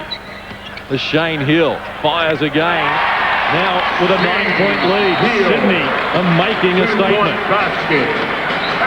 That's the thing. I mean, Harvey's done a great job on Shane Hill in the first half. He's played some good D, and those are just tough shots that Shane is hitting. Shane Hill's hit more field goals in the first 3.5 minutes of this period than he hit in the entire first half. Has he broken the shackles? Ronaldson against Chris Williams, trying to make him play some D, and he played some very good D. Worried him out of the points, but the Kings have a 4-on-2 fast break. James Harvey is called for a foot violation, but Perth will take that. You look at the way the Wildcats are playing, go back to that earlier timeout, it seems like they're really not getting into their sets and getting a lot of motion down on the half court and settling for some pretty tough shots, and as such their shooting percentage is going down. And I think that'll be a concern because, you know, it shows a level of anxiety which is always difficult to get yourself out of a deficit if that's the way you're going to go about it. 3.5 minutes played in this third term. Perth called timeout. They trail by 9. Sydney has not had a bigger lead than this in the match. And Perth looking to regroup. Shane Hill has come alive here in the second half. Hit 2 big three-pointers to get his team rolling with this 9-point lead. And look at this, James Harvey trailing. There's not much more you can do that over a staggered screen. One screen and then a dribble handoff. That's like 2. Then now he's feeling it right here. He's not open at all. Catch and shoot, fading to the left, bang. And that's what he does so well when he goes to the left. That's what he relies on. And, you know, there's no way in the world Shane's going to give up a shot. He's not going to lose confidence in the way he goes about it on the offensive end. And he could be 3 for 50. And he's still going to, if he's open, take that next shot. 3 for 50? Shooter's mentality. You know every one of them's going down. Well, one of the things that I see here in the second half is the emotion that Kavasi Franklin is bringing to the defense of the Sydney Kings, and he's jaw-jacking a little bit with Ricky Grace. But he said, hey, I can't show Ricky too much respect. You know, maybe I need to get up in him. Kavasi's a street fighter. He's at that. He was doing the same in our game. That's the way he plays. Sheridan takes it from Kavasi Franklin. And now joining in is the captain, Shane Hill, to the baseline but needing support. Surrounded. He looks for Chris Williams. Ball batted out of court by Perth. 10 on the shot clock now for the Kings. Wildcats with their starting 5 still on the floor, as has Sydney. And now single numbers on the shot clock as Nielsen gets it at the top of the key. Can't finish it off, and Feaster helps himself to the rebound. His third in that category. Perth come forward Feaster harassed by Sheridan, goes on with the job, ran into Matt Nielsen, retreats to Ronaldson, now Ricky Gray, saw some space, worked into it, can't finish it off. Wheeler's tip-in wouldn't go, his second effort wouldn't, but his third effort is rewarded with the 2. Persistence paying off for Brett Wheeler, who now has 13 points in the match, and only Chris Williams with 20 has more. 7-point ball game. Sheridan goes to Matt Nielsen, working on Wheeler, who's playing with 3 fouls at the moment. Now it's Chris Williams. Had it slapped away by Ronaldson. It's a prayer with the shot clock expiring in the background. And the shot clock expires on Sydney for the first time in the match. I'll be happy to tell you, Case and Steve, that rule is going to be changed. That 24-second shot clock goes off next season. As long as the shot's been released, it's play on. Here's Ricky Gray's excellent look to Wheeler, who is fouled but still makes the shot, and he's off to the free throw line once more. The foul to number 33. Off the hand of Ricky Grace, turning the corner and finding one of those passing alleys, and finally Perth get a lucky break because that ball was not soft that Brett Wheeler shot up there, and he got the roll.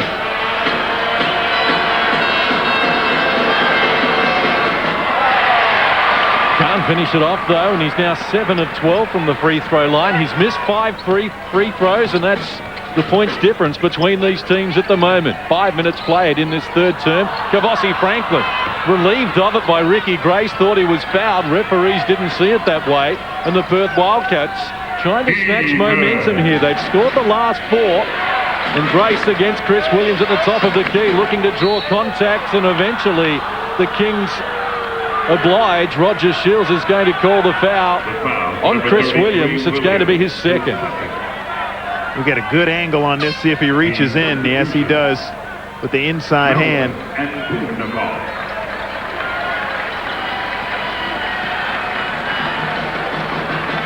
Too sure why they're over the limit. I was going to say it was clearly on the drive, and they're in the bonus, so Ricky's going to the line for 2, where he is a very good free throw shooter. What are you, John Casey now? Putting the mojo on him. You want to say anything else?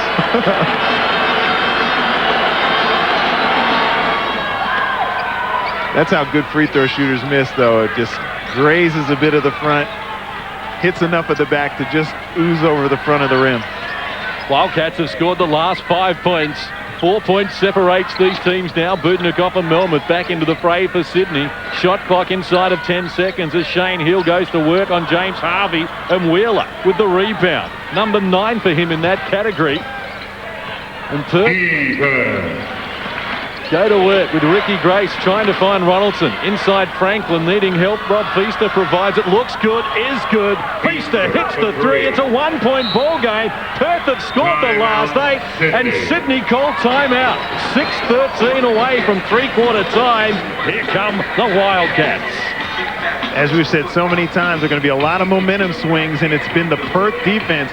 They had some stops when they didn't even score on the other end of the floor. They have been playing some excellent defense here in the third to get themselves back into it. Head up now. So this is going to be a battle. They're going to make runs at you. You just keep your head in there, all right? You just keep staying at it. Offensively, we're standing around. You ain't going through the process to get a good shot anymore, all right? You got to post up strong. You got to move off the post. In whatever we do, they're playing into the shooters strong, all right? We got to finish hard. I like elbows. I like, let's go a little bit of elbows. Right, look to take the guy off the elbow, then you go into the handoff and you got your action. On the on-ball screens, no let up on the fight in the screen, all right? Keep staying in that. Well, Perth have had go-to guys all year long. Tonight's Rob Feaster's turn.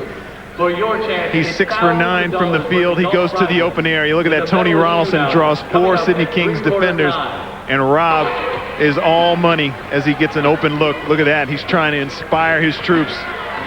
This game well within reach. Only a 1-point game, but well within reach. Even if the other team has a lead of double figures, they can really in a hurry. And Brian Gorgian there just trying to have a calming influence on his players and concentrating on the offensive end, needing them to be a little bit more patient and work hard through the overplays and the defensive pressure of the Wildcats.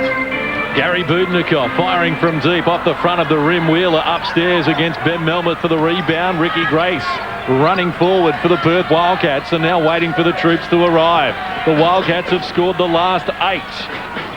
Here's Wheeler unable to reel it in. Perth turn it over for the first time in the second half.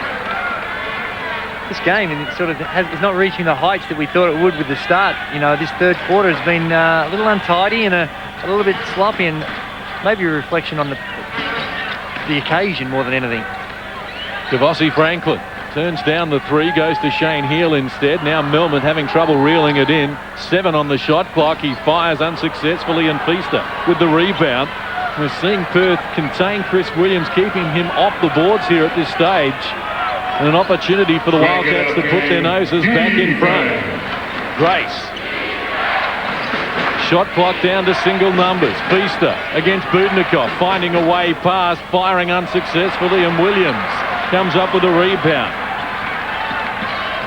Knowing it all at the moment is Chris Williams against Brett Wheeler. Again, they offer him the long-range shot, so he helps himself to it. Can't finish it off, though. Williams 9 of 14 from the field, 1 of 3 since half-time. Nice look inside from Ricky Grace, feeding Brett Wheeler, who has been fouled and is off to the stripe once more. What a great pass by Ricky. He goes down there in the tall timber. The little fella getting some pressure there and seems off balance, but such a controlled manner. He's able to find the open players, and I think that it doesn't happen by accident. They do a good job of really trying to make it a target of those big guys whenever Ricky penetrates. Grace has 7 assists. The Kings have 9 as a team in that category, led by 4 from Chris Williams, who has been their dominant force. Well, Sydney, just as first problem was in the second quarter, is on the offensive end of the floor. Brian talking about not going through the process of what it takes to get a good shot, and just haven't been able to do it. Perth in front for the first time since quarter time. They've scored the last 10. Sydney need a basket. Guess who? I'm amazed at how he has so many guys running at him, how he can get a high percentage shot off on balance. Ricky Grace passes the ball to Wheeler. He's been fouled according to Ray Hunt. Whistle provided. More free throws to come. The personal foul to the Kings, number 12, Sheridan. Sheridan gets that one as Brett Wheeler catches. He's got his back to us. We can't really see that one. Substitution, number 8, Stephen Black for the Wildcats. Soft reach in, I think, by Sheridan there, and geez, you've got to hate that when the guy's clearly covered. Tough call. We'll get another angle as Brett Wheeler comes here. Watch Bradley Sheridan reach in. No, too many bodies. Can't see from that angle. That's what the officials have to go on, and it's much faster and a whole lot more pressure on them. Well, Brett Wheeler is setting a career high in terms of free throws. He's taken 16 of them. Sydney have taken 8 as a team. As Shane Hill shows them some tricks and comes up with a thrilling solo effort.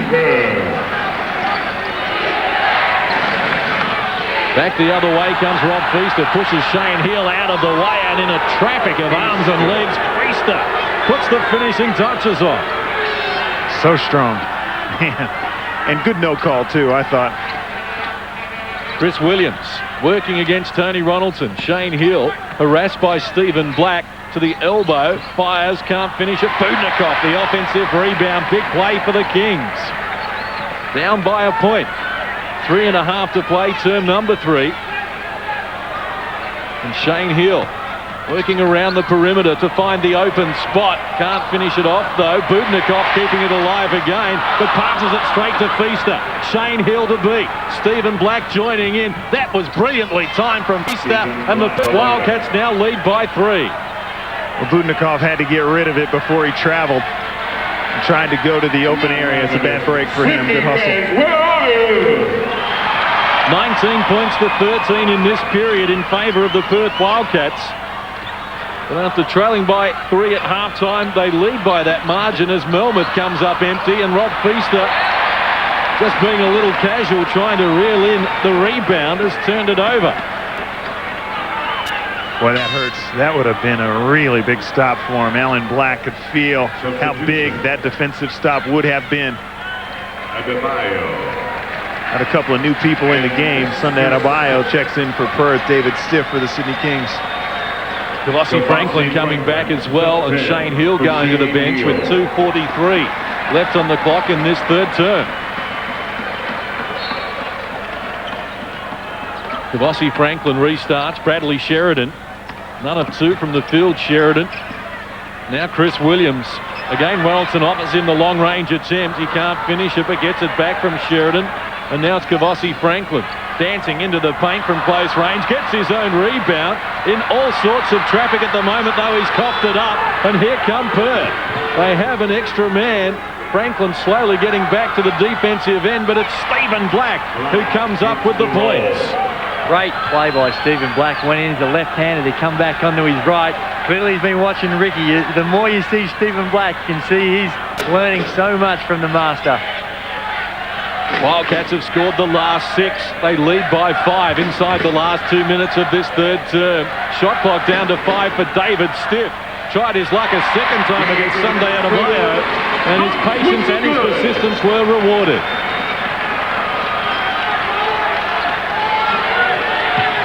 Feaster finds Adebayo at the top of the key. Now Grace. Wanting Feaster, posting up the Rookie of the Year, Gary Budnikov. The double team arrives. They go back to Feaster. Tough shot, never looked likely. Loose ball spills to Sheridan, and the Sydney Kings less than 90 seconds away from three-quarter time with an opportunity to get back on level terms. Sheridan taking more responsibility. Now it's Kavossi Franklin against Ricky Grace, who reaches in. Trying to keep it alive is Bradley Sheridan. It spills out of court. Perth get the stop they were after. Sydney just looked stagnant on the offensive end. Very little motion, and everything's happening with the ball. Everyone's trying to make that penetration. As we see Seamus McPeak, the owner of the Tigers, and Andrew Vlahoff. 2 of the money men in the league. Here's Kavossi Franklin charging back up the floor. With David Stiff to slow it down. Stephen Black giving Kavossi Franklin nightmares at the moment. Shot clock down to single numbers as Chris Williams takes Ronaldson on, reaching in. Loose ball, Ricky Grace and Budnikov wrestling along with Sunday Adebayo. Grace thought he was fouled in there, and he appeared to have a call. No kidding, he was hammered. Loose basketball. Watch Budnikov lose the ball and watch him just slam into Ricky Grace, knock him out of the way. I can't believe that wasn't called a foul. Well, Budnikov against Adebayo, the jump ball with 40 seconds to play in this third term. And Sunday Adebayo works it to Stephen Black with a 15-second differential between the shot clock and the game clock. Grace gets the double to Sunday Adebayo, charges to the hoop, and Budnikov gets good value for that foul. Wouldn't allow the dunk from Adebayo, who goes to the free throw line. Well, this is a good foul for one. Make him go to the line and earn it. And I've seen Sunday around the hoop most of the time he's been in the National Basketball League. I don't know what kind of a stroke he's got. A pretty good one from the free throw line. Career high of 14 for Sunday Adebayo back in January against Canberra, and he was 6 of 6 from the field in that match. And here he is extending Perth's lead out to 5 with the last play of the third period falling to the Sydney Kings. Sheridan needing help provided by Kavossi Franklin. Shot clock and game clock almost in unison here. It's Kavossi Franklin against Ricky Grace. Stepping back, Kavossi Franklin has it jump out of the cylinder. Harvey will get one off from half court. Can't finish it off though, but an exciting third period, and with 1 quarter to play, the Perth Wildcats enjoy a 5-point lead. Three-quarter time from the Sydney Entertainment Centre. It's Perth 70, Sydney 65. Here on Fox Sports. One of the things that was apparent even on that last possession, even the ball just rattling in and out of. Sydney didn't get anything going offensively. 1-4 flat, and they've looked stagnant, and you need to be hitting shots to have that look good. Let's check out the stats here after 3 quarters of play. If we take a look at the stats and the score, 5-point lead to the Wildcats, and still the Sydney Kings have struggled from the field at 38% and 23% from the three-point line, 5 for 22, as opposed to the very efficient 45% overall and a remarkable 57% from the three-point line. That's great, and really the only Achilles heel for the Wildcats has been their free throw percentages, 14 for 23. It's a lot of extra points gone begging there, and for the Sydney Kings, very poor from the free throw line, 4 for 8, but not many opportunities and 50%. Bench scoring statistics very evenly matched, with the Wildcats continuing to maintain a slightly higher turnover rate, but like I said, they generally live with that with the way they play. And the top scorer is Chris Williams. Well, he slowed down a lot. They gave him a few shots and he missed a few, but he's still been very, very good for 22 points. And the rest, Shane Hill, 10 points, Franklin, 9, and a reasonably spread out scoring production. For the Wildcats, Brett Wheeler, what a game is he having. Down low, 19 points. He's been very efficient as well, and missed a few from the free throw line, but just presents himself on the offensive board. He goes up there, you see the effort that he can make on the glass, continually, relentlessly banging on the boards, and he's one of the better athletes in the competition, and being slowed by injury. And when you think of a player that probably deserves a championship, we talk about Shane Hill deserving, but Brett Wheeler too. He was there with the Adelaide 36ers for all those years. Then he leaves, they go ahead and win 3 championships. So he's been unlucky, and definitely be a worthy man to have a championship as well, as all these guys would be. It's starting to heat up, guys, here. Tony Rawson got his troops together there at the quarter break and said, guys, they are tightening up. We've got them right where they want them. I don't have to tell you what part of the body he was referring to. When Alan Black finally got to the huddle, he said, defensively, that's where we win the ball game. Stop them at the defensive end, one shot, get to the defensive glass, and we'll walk out of here with a win, guys. That would be the booty area right there, Todd. I think you're on the money there, Steve, as usual. Set to go, final quarter action, game 1 of a best-of-3 grand final series. The Kings win the tip, but they were restricted to their lowest scoring quarter of the year in term number 3. Just 15 points for the Kings on 7 of 20. Field goal shooting. Wildcats by 5. Shot clock to single numbers for the Kings at Shane Hill against Stephen Black. No contest as Shane Hill adds another 2. Have to be aware of that step back. Stephen Black guarding Shane Hill. He's able to turn the corner. Franklin right up in Ricky Grace at the moment. Can't finish it off under pressure. Ricky Grace, ball out of court. Sydney will get possession. Kings throughout the season, and this has been a time when they've really been able to turn it on. The start of the 4th quarter has probably been a period of the game that they've been their strongest. Franklin operating around the perimeter. Now David Stiff, who starts his final period in advance of Matt Nielsen. Wheeling, dealing on that pivot foot. He fires and it tumbles. Kings back to it in a single point. You just had a feeling the Sydney Kings pick up David Stiff. They're going to be using him and needing him in this type of situation with all his championship experience. Fantastic atmosphere at the entertainment centre with the fans getting involved as well. Ronaldson down low, needs help. Ricky Grace provides it. They couldn't get a hand up in his face. He helps himself to 3. There are a lot of guys want the ball in this situation. Rob Feaster, Ricky Grace, Tony Ronaldson, and a lot of guys trying to make their mark now. It's Kavossi Franklin elevating from 3-point territory unsuccessfully, and Sunday Adebayo pulls down rebound number 3. Grace getting busy with some problems though. The long arms of Bradley Sheridan reaching in, and now a jump ball perhaps between 3 of them. Kavossi Franklin and Bradley Sheridan involved. Bradley Sheridan would be going right to the circle with those long arms of his, as you see him and Kavossi Franklin getting in it. Ricky's beef is true. I think Kavossi should be in there. This is your town, Sydney. Almost 2 minutes played in the final period. Brett Wheeler back into the fray for the Perth Wildcats. And Sunday Adebayo goes to the bench. Grace against Sheridan. Sheridan gets the tip. The Kings with an opportunity. Shane Hill, 12 points to his name after he had 3 at half-time. Franklin. Now Williams, shot clock to single numbers. Williams looks to dump it to David Stiff. The pass was just a little off the money. Went straight to Stephen Black, and Perth with an opportunity as James Harvey looks to penetrate, draws contact. First foul of the final period will go to the Sydney Kings. Sheridan has his third. Number 12, Sheridan, his third. Feaster, the substitution for the Wildcats. For the NTG he got a lot of ball. 44, Nitro. And you have to watch when he's in the play. He can make some plays that the average Bear can't make with those long arms. Race to the bench for Perth, replaced by Feaster as James Harvey measures the triple. The line drive 3. James Harvey, 3 of 4 from deep, has 13 in the match. The Wildcats lead by 7. Simple as that, Drewy. They are knocking down shots, and Sydney aren't. Shane Hill, way off the mark. Loose ball. Nielsen is clubbed. It's knocked out of court, and Sydney will restart. Critical time for the Kings here. You just feel the momentum and the struggles on the offensive end.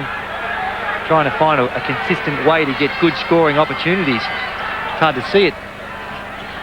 From close range, getting it off quickly, Kavossi Franklin eases the situation for the fans, including Bob Turner, NBL Hall of Famer as a coach and former leader here in Sydney. But it's Perth by 5. We've played almost 3 minutes of this final term, and Stephen Black with some problems. Gets it to Rob Feaster, firing from deep.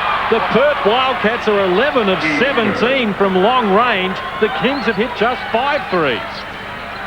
That was just like a stake right through the heart. The entire crowd just owing with that one.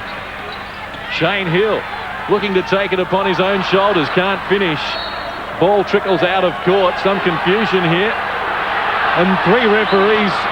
No one can decide. Let's jump it. And as tough as that is, it's the right thing to do. You would much rather as a player say, hey, I don't know. It's always tough when the player probably knows. They come off someone's leg, and it's even hard for us to tell. So if you don't know, you prefer them not to guess and say, hey, let's tip it, and that's the fairest way to go about it. Exactly. You know, and like you said in that replay, it was tough to see who that went off of. I'm sure if we had like about 4 angles, one of them would show us who it went off of, and I bet it was real close too.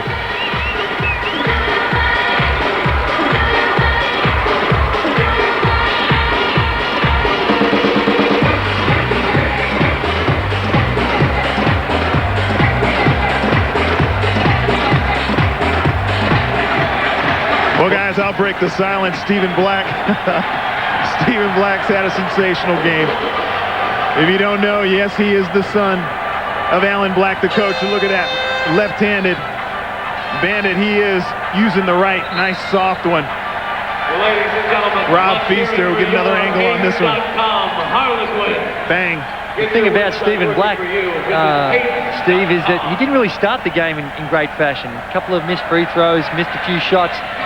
But it shows the maturity of the man that he's able to keep in there and hang in there and really take it to him and find ways to be productive for his team and not get his shooting woes earlier on affect his whole game. Brian Gorge, I just caught the end of that timeout, telling his team he wants to get into a trapping defense, and this is something that Alan Black was concerned about before the game, how Perth handles the trap. He wants Sydney to shoot the gaps, shoot the defensive lanes, try to come up with some steals. Let's see how this unfolds. Well, Harvey has stolen the ball from Matt Nielsen, who now goes to work and will send James Harvey to the free throw line. That wasn't in the playbook that the Kings were thinking of. But James Harvey read it brilliantly, and he is off to the stripe for the first time in the match. We just anticipated that very well. Matty Nielsen making sure it wasn't a dunk. He'll have to earn it from the line. Harvey, good free throw shooter, but excellent anticipation in getting to that area. This is the free throw, but he's had a good game other than that little mental lapse he had in the beginning of the second quarter. He made 2 turnovers and forced a shot. Well, Harvey gets the back end, but Perth have missed 10 free throws, and that could become critical. Their lead at the moment is 9 points, 8.5 minutes to play. It's Chris Williams at the top of the key, reluctant to take the long-range attempt, wants to get closer. Wheeler stole it from him. The Wildcats get the stop they were after. Now it's Stephen Black looking down low with Feaster. Posting up Bradley Sheridan, dances into the paint. That's excellent D, but what a finish from Rob Feaster, who now has 21 points, and only Chris Williams with 22 has more. Wildcats have scored the last 6. They lead by 11, and that was ambitious and unsuccessful from Kavossi Franklin. The Kings just going a little individual here. And this juggernaut from Perth, they are starting to make things happen. Ronaldson. Shot clock down to 10 as he finds Feaster working against Bradley Sheridan. To the baseline where Brett Wheeler is camped. Whistle provided by Roger Shields after Wheeler had missed the shot. And free throws to come for Brett Wheeler. Some concerning signs here for Brian Gorgian and the Sydney Kings as we take a look there. Oh yeah, you can see the push from our angle when he missed the shot. You sort of wondered why, but it's more the offensive end. Obviously they've got to find a way to try and up their defensive intensity, and they'll go to their traps and do that sort of stuff. But when you're 11 down, maybe more, you've got to find a way to get some quick shots and some good scoring opportunities. There was some question a moment ago, guys, as to why Ricky Grace was substituted out of the game. Well, he's played a lot of minutes for one thing, but it looks like on the sideline he may be having some small problems with that back. He had some back spasms in the playoff series so far, and he looked like he was trying to loosen up. Keep an eye on it. Shane Hill from three-point territory can't make it fit for the Sydney Kings. Williams active hands though, wins it back with another opportunity for Sydney, and Williams against Feaster and others as he dances into the paint, draws contact. Fans get to their feet as well. First team foul on Perth in this final term. Alan Black doesn't agree. Can't understand why Chris Williams is going to the free throw line. Is he going to take a shot? He was looking in that direction. Maybe needs to get the Andrew Gaze book on how to sell those fouls. Well, he obviously did a pretty good job. He's going to the line for 2. On the line. I was thinking more on the lines of Andrew Gaze on how to make those foul shots. Yes, Williams none of 3 from the stripe. And Stephen Black running the ship for the Perth Wildcats. Best 6th man in the country. James Harvey joins in. Single numbers on the shot clock though. Looking for Wheeler, but no room for the pass initially. Ronaldson tried to force it. Matt Nielsen made sure it didn't get there and now takes it back from Shane Hill. Sharing it with Budnikov. Now Chris Williams backing in against Brett Wheeler. Tries his luck unsuccessfully, and Feaster with the rebound. Number 6 in that category. Kings having trouble putting points on the board at the moment as Feaster goes to work. Wheeler, the offensive rebound, but lost it coming down. And Sydney will try and snap this 7-0 run that Perth are enjoying at the moment. And a travelling violation is called on Matt Nielsen. The Kings turn it over for the 12th time, and that is their 3rd turnover in this period. Timeout called by Perth Wildcats. 6.5 minutes to play. Perth with a 12-point lead. And that's 2 times the Sydney Kings had numbers, and Perth's transition defense was tough enough to get Sydney to be a little bit hesitant, and then they ended up shooting tougher shots with defensive pressure.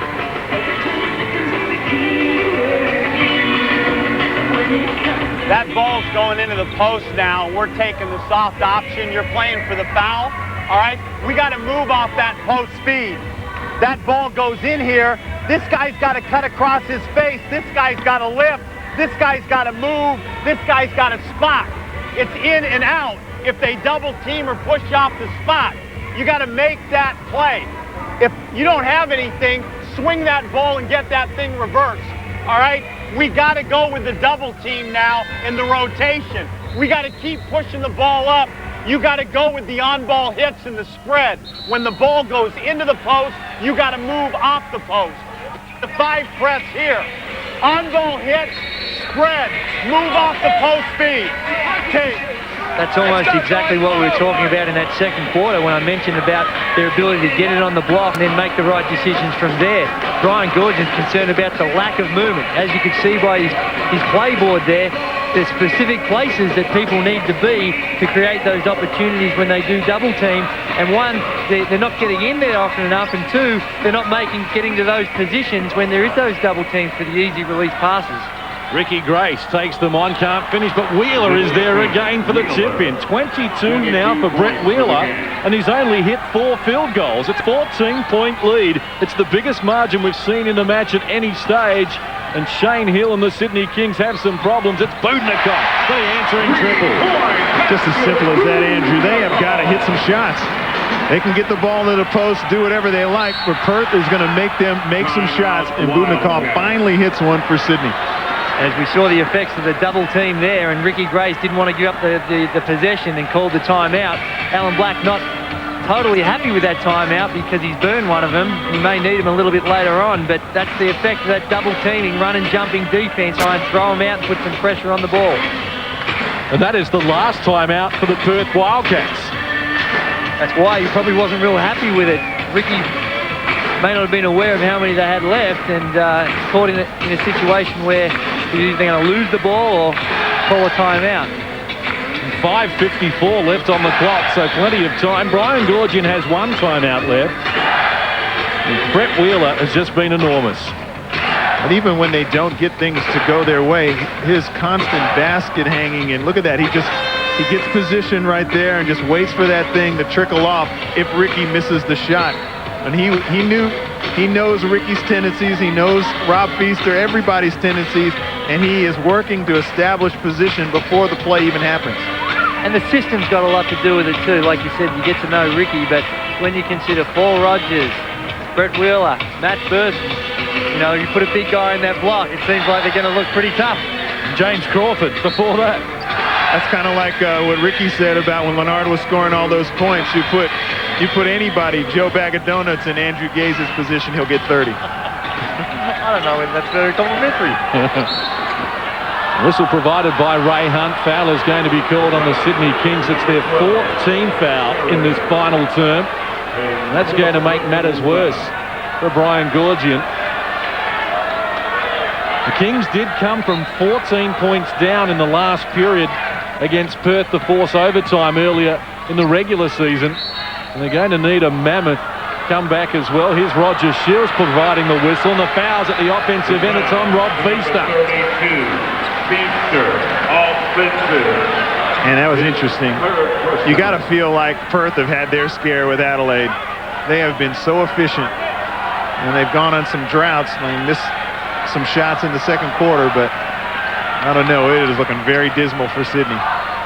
Nielsen from close range banks 2 off the window. He becomes 4th Sydney player into double figures. Budnikov cuts out the pass intended for Tony Reynolds, and the fans are on their feet. The Sydney Kings have scored the last 7, and they're back to within 7. Ronaldson breaks them down to feed Harvey for the open triple. It's off the back of the rim. Ronaldson keeps it alive. Now it's Ricky Grace, who is fouled by Shane Hill, and Ricky Grace will go to the free throw line. And that was a bailout. Shane, a great effort to try and get it, and just off balance there as Ricky's running for the ball as well, and Ricky goes to the line to pick up a couple of cheapies, and given the way that the Wildcats are under the pump, it's probably a bit of a relief that they finally have a way to put some points on the board and stop this run of the Kings. I think that's a rush of blood. You know, they've got to call that. You know, he may milk it a little bit and fall to the ground, but, you know, he had control of the basketball. Shane runs into him and gives him 2 freebies. Unintentional by Shane. I don't think he realized that Ricky was there. Ricky Grace into double figures, 11 points, 9 rebounds, 7 assists, a rare triple-double perhaps coming up for Ricky Grace. It's Williams who fires over the top of Wheeler. It jumped out of the cylinder, and Matt Nielsen swats it out of court. Perth will restart. Less than 5 minutes to play, and it's a 9-point buffer. Perth having trouble with this extended D, though. And Ronaldson against Chris Williams eventually gets over the halfway line. Grace against Williams. Gets him going the wrong way, dances into the paint, adds another 2. Ricky Grace is starting to warm up. Efficient. Just, they make that adjustment in that trap, and then all of a sudden Ricky gets a floater. Shane Hill working against James Harvey. Now it's Nielsen getting a bump from Ronaldson and then forcing Ronaldson away and coming up with the basket. Let's go, Sydney. Grace getting the double team again. Needs help. They're not going to get it over the halfway line in time. And it is a half-court violation called on the Wildcats. Well, Sydney didn't come here just to be anybody's chump. They're not going to go down easy. Great defensive pressure in that trap, and it has caused them problems like you anticipated, Andrew. Particularly when you've got a bit of a margin and you're wondering whether I need to milk the clock or take that easy one. They're not really attacking the pressure defense.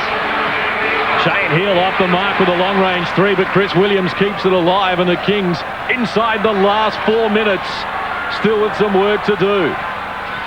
Nielsen goes to Williams, who gets to the baseline, adds another two. 24 now for Chris Williams.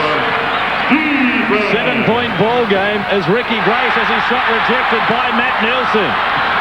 Momentum surely with the Kings as Nielsen gets it from Shane Hill, goes to Chris Williams.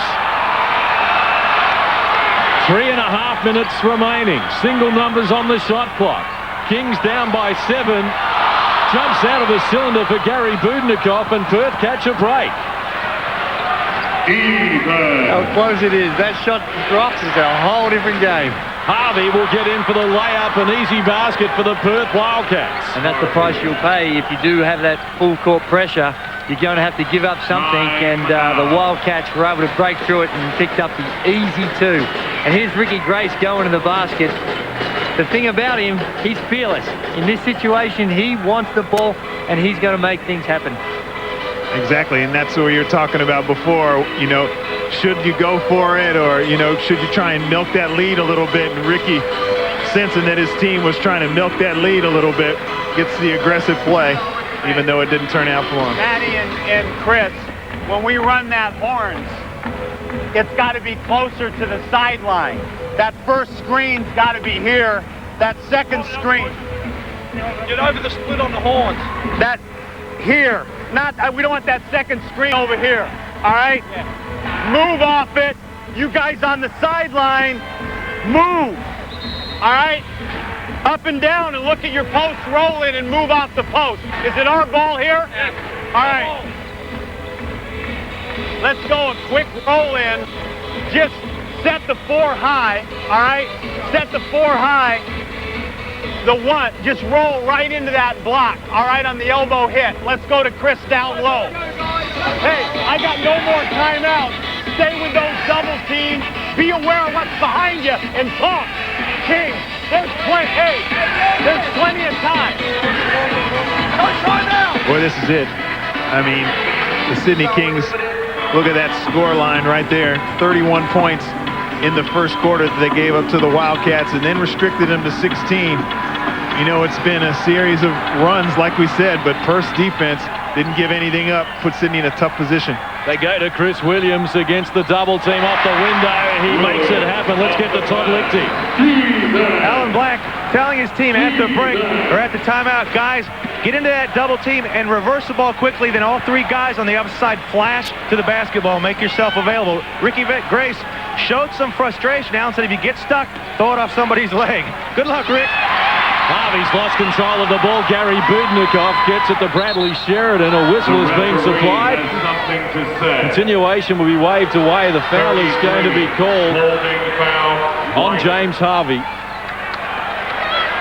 That's one of those touchy ones that, you know, if you lose the ball, you want it called, but when they had it there, they probably preferred that not to have that one called. Well, the Kings with some work to do, down by 7. Nielsen goes to Gary Budnikov, the rookie of the year, shows us why he won the award. 4-point ball game. Well, he's had a couple just rattle in and out. He feels like he's right there. It was the biggest shot of his career. 5 unanswered points from the Sydney Kings. Ricky Grace to the top of the key and now penetrating high off the glass. It does not get any better than that. That is just spectacular. Taking the game upon himself. Shane Hill looking to do likewise at the other end. Kings with some problems. 15 on the shot clock as the ball spills out of court. 1:49 left on the game clock. Kings need 6 points to level it up as Shane Hill penetrates off the window, overcooked it, whistle provided. Foul is going to be called. An offensive foul is called. To number 23, Shane And more Hill. concerning, I think, is that Chris Williams looks like he's got a bit of a problem. He come down awkwardly on that one, and Brian's taking him out of the game, brought in David Stiff. Number 11, Mr. Stiff for Williams. A lean night for Shane Hill, 5 of 20 from the field. And the Perth Wildcats have taken 3 times as many free throws as the Sydney Kings. Ronaldson misses the back end, but his team leads by 7. 100 seconds remaining. Game 1 of this best-of-3 grand final series. In the corner, it's Bradley Sheridan with the string music. 90 seconds to play. Ricky has been forced into error. The Kings get the ball back. It's Gary Budnikov off to Shane Hill. 4-point ball game as Hill fires unsuccessfully. David Stiff keeps it alive. And now Gary Budnikov goes back to the captain. Everyone on the edge of their seats here at the Entertainment Centre in Sydney. Nielsen draws contact. It's the 4th team foul on Perth in this period. Wheeler, number 13 of the Wildcats. Matty going Personal foul. to the lane. Foul occurring on Wheeler before that. Nielsen off to Shane Hill from long range. He fires. It counts. David Stiff goes down in the process, and the foul's going to be called on James Harvey. And they're going to get the ball back. This is potentially a 5 or 6 point play. Because I believe the foul was called off the ball. And if it's called off the ball, then clearly it has to be after the shot, Steve. Wow. Let's see where the foul occurs. He tries to run through. Oh, I don't think that should count. And it's Watch potentially... this. Foul occurs there. Shane takes the shot. And he's going to the line to shoot 2, Steve. But they're in the bonus.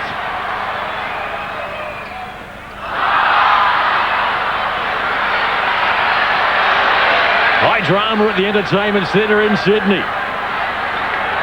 What a script this has been. 60 seconds to play. And the Sydney Kings tie the ball game away on the back of a 7-0 run. And neither team have any timeouts. The sub coming in with Stiff coming out of the game.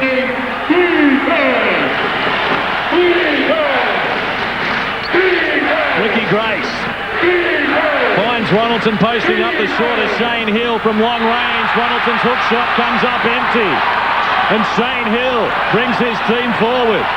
Shot clock is going to be some 24 seconds inside the game clock. Nielsen from close range against Wheeler puts the Sydney Kings in front.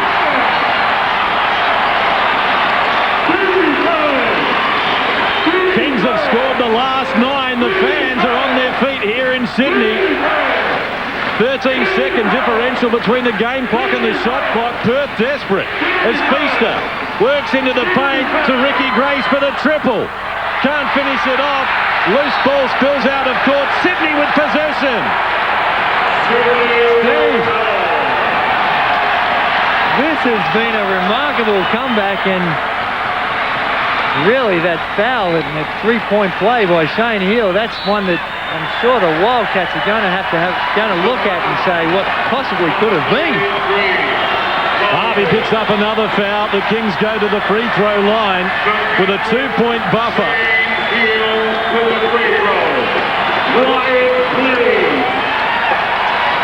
Oh, Perth will be unhappy. No doubt about that. You know, when you're down like that, you need some lucky breaks. That's about the biggest lucky break you can get, a 4-point swing. 10,000 fans up on their feet here.